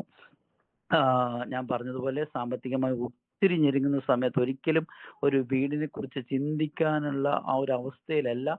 പക്ഷെ വിശ്വാസത്താൽ മുന്നിട്ടിറങ്ങിയപ്പോൾ ദൈവം ഞങ്ങൾക്ക് വേണ്ടി പുതിയ വാതിലുകൾ പലതരത്തിലും എവിടെ പോകുന്നു അവിടെ എല്ലാം പോസിറ്റീവായ കാര്യങ്ങൾ ഞങ്ങൾക്ക് വേണ്ടി ദൈവം ഒരുക്കി തരുന്നു. ബാങ്കിലെ മാനേജർ, ആദ്യം ഞാനൊരു ബാങ്കിലെ മാനേജർ പോയപ്പോൾ അവർ പറഞ്ഞു പല കാര്യങ്ങളും പറഞ്ഞു. എന്നാൽ രണ്ടാമത് ബാങ്കിലേക്ക് പോയപ്പോൾ ആ മാനേജർ സകലത്തിൽ ഞങ്ങൾക്ക് ഹെൽപ്പ് ചെയ്യുന്നു. എന്താ പറയാ, ഒരു ദൈവദൂതൻ പോലെ എല്ലാത്തിനും നോ പറയാതെ എല്ലാം യെസ് എന്ന് പറഞ്ഞ് മുന്നോട്ട് പോകുവാനുള്ള ആ ഒരു ഇത് ലഭിച്ചു.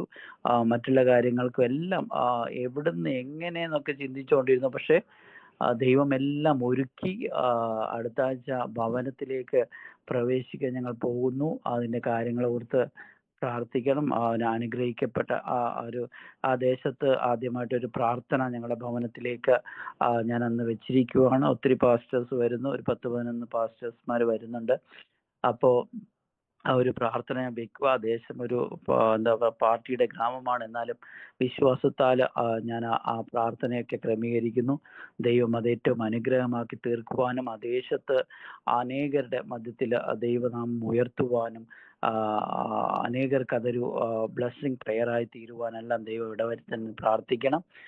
ഹൗസ് വാമിങ് ഏറ്റവും അനുഗ്രഹമായി തീരുവാൻ തക്കവണ്ണം ഞങ്ങളെ ഇനിയും അധികമായി ദൈവത്തിന് ഉപയോഗിക്കാനും എല്ലാം വേണ്ടി പ്രാർത്ഥിക്കണമെന്ന് ഞാൻ അപേക്ഷിക്കുന്നു.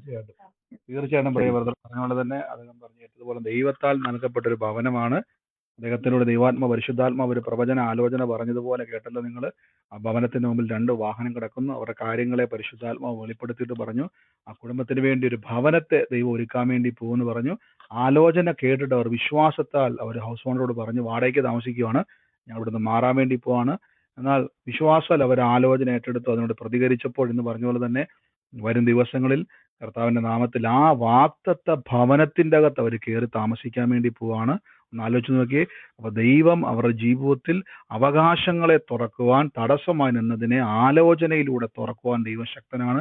അതിലൂടെ ദൈവം വഴി തുറന്ന് ബ്രദറെ ധൈര്യമായിട്ടിരിക്കുക. മുന്നോട്ട് ഒരു ക്ലേശവും ആ വീട് നിമിത്തം ഒരു ഭാരവും കയറത്തില്ല. വിളിച്ചു പറഞ്ഞോണം, ഈ വീട് നിമിത്തം ഒരു സാമ്പത്തിക ഭാരവും എനിക്ക് കയറത്തില്ല. ഞാൻ വർദ്ധിക്കും, ഞാൻ വർദ്ധിച്ചു പെരുകും. തീർച്ചയായിട്ടും കണ്ണൂര് വരുമ്പോൾ നമുക്ക് തീർച്ചയായിട്ടും കാണാം. ദൈവം അനുവദിച്ചാൽ നമുക്ക് കണ്ണൂര് പ്രയർ വെക്കുമ്പോൾ ഒരുമിച്ച് കാണാം. വലിയ സാക്ഷ്യമായിട്ട് നമുക്ക് കൂടാം. സ്വർഗത്തിലെ ദൈവം നിങ്ങളെ സഹായിക്കട്ടെ. ഞാൻ തൽക്കാലത്തേക്ക് നമ്മുടെ സാക്ഷ്യങ്ങളെ ഇപ്പോൾ ഒന്ന് സ്റ്റോപ്പ് ചെയ്യുവാണ്. സമയം മുന്നോട്ട് പോയി. അപ്പൊ നാളെ നമ്മുടെ വെള്ളിയാഴ്ച ഫ്രൈഡേ മീറ്റിംഗ് ലേഡീസ് മീറ്റിംഗ് ഉണ്ട്. അപ്പൊ അത് 6 മണിക്കോ 3 മണിക്കോ ഇന്ത്യൻ സമയത്തായിരിക്കും. ഇന്ന് വൈകിട്ട് അത് കൺക്ലൂഡ് ചെയ്യും. നാളെ രാവിലെ തന്നെ അതിന്റെ ലിങ്ക് വരുന്നതായിരിക്കും ഏത് സമയത്താന്നുള്ളത്. അപ്പൊ കഴിവതും ആഗ്രഹിക്കുന്നവരെല്ലാം പ്രാർത്ഥനയോടെ തന്നെ കയറുക. കർത്താവ് നിങ്ങളെ തൊടും. വലിയ ബലത്തോടെ ദൈവം നടത്തും. പ്രിയ അൻസിസ്റ്ററാണ് അത് ലീഡ് ചെയ്യുന്നത്. കർത്താവിന്റെ വലിയ കൃപ ഇന്ന് അവിടെ കാണും. വലിയ മഹത്വത്താൽ ദൈവം നിറയ്ക്കുവാൻ ഇടയായിത്തീരും. God bless you. ദൈവം നിങ്ങളെ അനുഗ്രഹിക്കട്ടെ. ഈ ദിവസങ്ങളിൽ ഉണ്ടായ സംശയം, കുറെ പേര് യൂട്യൂബിൽ അങ്ങോട്ടും ഇങ്ങോട്ടും തർക്കിക്കുന്നു, കുറെ പേര് സംശയങ്ങളൊക്കെ ഇടുന്നു. അപ്പോൾ നിങ്ങളോട് ഞാൻ പറഞ്ഞു അവിടെ കിടന്ന് കളിക്കാതെ, എപ്പോഴും ഞാൻ പറഞ്ഞു നിങ്ങൾ യൂട്യൂബിൽ കിടന്ന് കറങ്ങാതെ ഇത്രയും കമന്റ് നോക്കി മറുപടി കൊടുക്കുക എന്നുള്ളത് അസാധ്യമായ കാര്യമാണ്. അപ്പോൾ ഞാൻ സ്ക്രോൾ ചെയ്തപ്പോഴാണ് കണ്ടത്. നിങ്ങളുടെ നമ്പറിലേക്ക് എന്താണോ സംശയം വചനപ്രകാരം ചോദിക്കുക. ചുമ്മാ ഊഹാപോഹം ചോദിക്കാനോ അനാവശ്യ ക്വസ്റ്റ്യൻ ചോദിക്കാനോ അല്ല. നിങ്ങൾക്ക് വചനം വെച്ച് നിങ്ങൾ ചോദിക്കുക. ഇന്ന വചനത്തിൽ ഉണ്ടല്ലോ എന്ന് പറഞ്ഞ് ചോദിക്കുക. നമുക്ക് വചനം വെച്ച് സംസാരിക്കും. ദൈവം വചനം വെച്ചാൽ സംസാരിക്കുന്നതും ഇടപെടുന്നതും. അതുകൊണ്ട് വചനപ്രകാരം ചോദിക്കുക. കർത്താവ് നിങ്ങളെ സഹായിക്കും. പരിശുദ്ധാത്മാവ് നിങ്ങളെ സഹായിക്കും. God bless U. നമുക്ക് ഒരുമിച്ച് വിശ്വാസ പ്രഖ്യാപനങ്ങളെ ഏറ്റുപറഞ്ഞ് പ്രാർത്ഥിക്കാം. മൈക്കുകളൊക്കെ മ്യൂട്ട് ചെയ്ത് നിങ്ങൾ ആയിരിക്കുന്ന സ്ഥലത്തിരുന്നു കൊണ്ട് ലഭിച്ചു എന്ന് വിശ്വസിപ്പിനുണ്ടാവും. യൂട്യൂബിലും ഫേസ്ബുക്കിലും ലൈവിൽ കാണുന്നവർ ഡിസ്ക്രിപ്ഷനിൽ നമ്മുടെ പ്രയറിന്റെ ലിങ്ക് ഉണ്ട്. നിങ്ങൾക്ക് എല്ലാ ദിവസവും ഇന്ത്യൻ സമയം 9 മണിക്ക് നടക്കുന്ന പ്രാർത്ഥനയിൽ പങ്കുചേരാം. ഞാൻ ഉറപ്പായിട്ടും പറയുന്നു, യേശു ക്രിസ്തു നിങ്ങളുടെ അവസ്ഥകളെ മാറ്റിയിരിക്കും. കർത്താവ് നിങ്ങളെ തൊട്ടിരിക്കും. ഈ പ്രൊഫറ്റിക്കൽ എൻകൗണ്ടറിലൂടെ ദൈവം നിങ്ങളുടെ അവസ്ഥകളെ സ്പർശിച്ചിരിക്കും.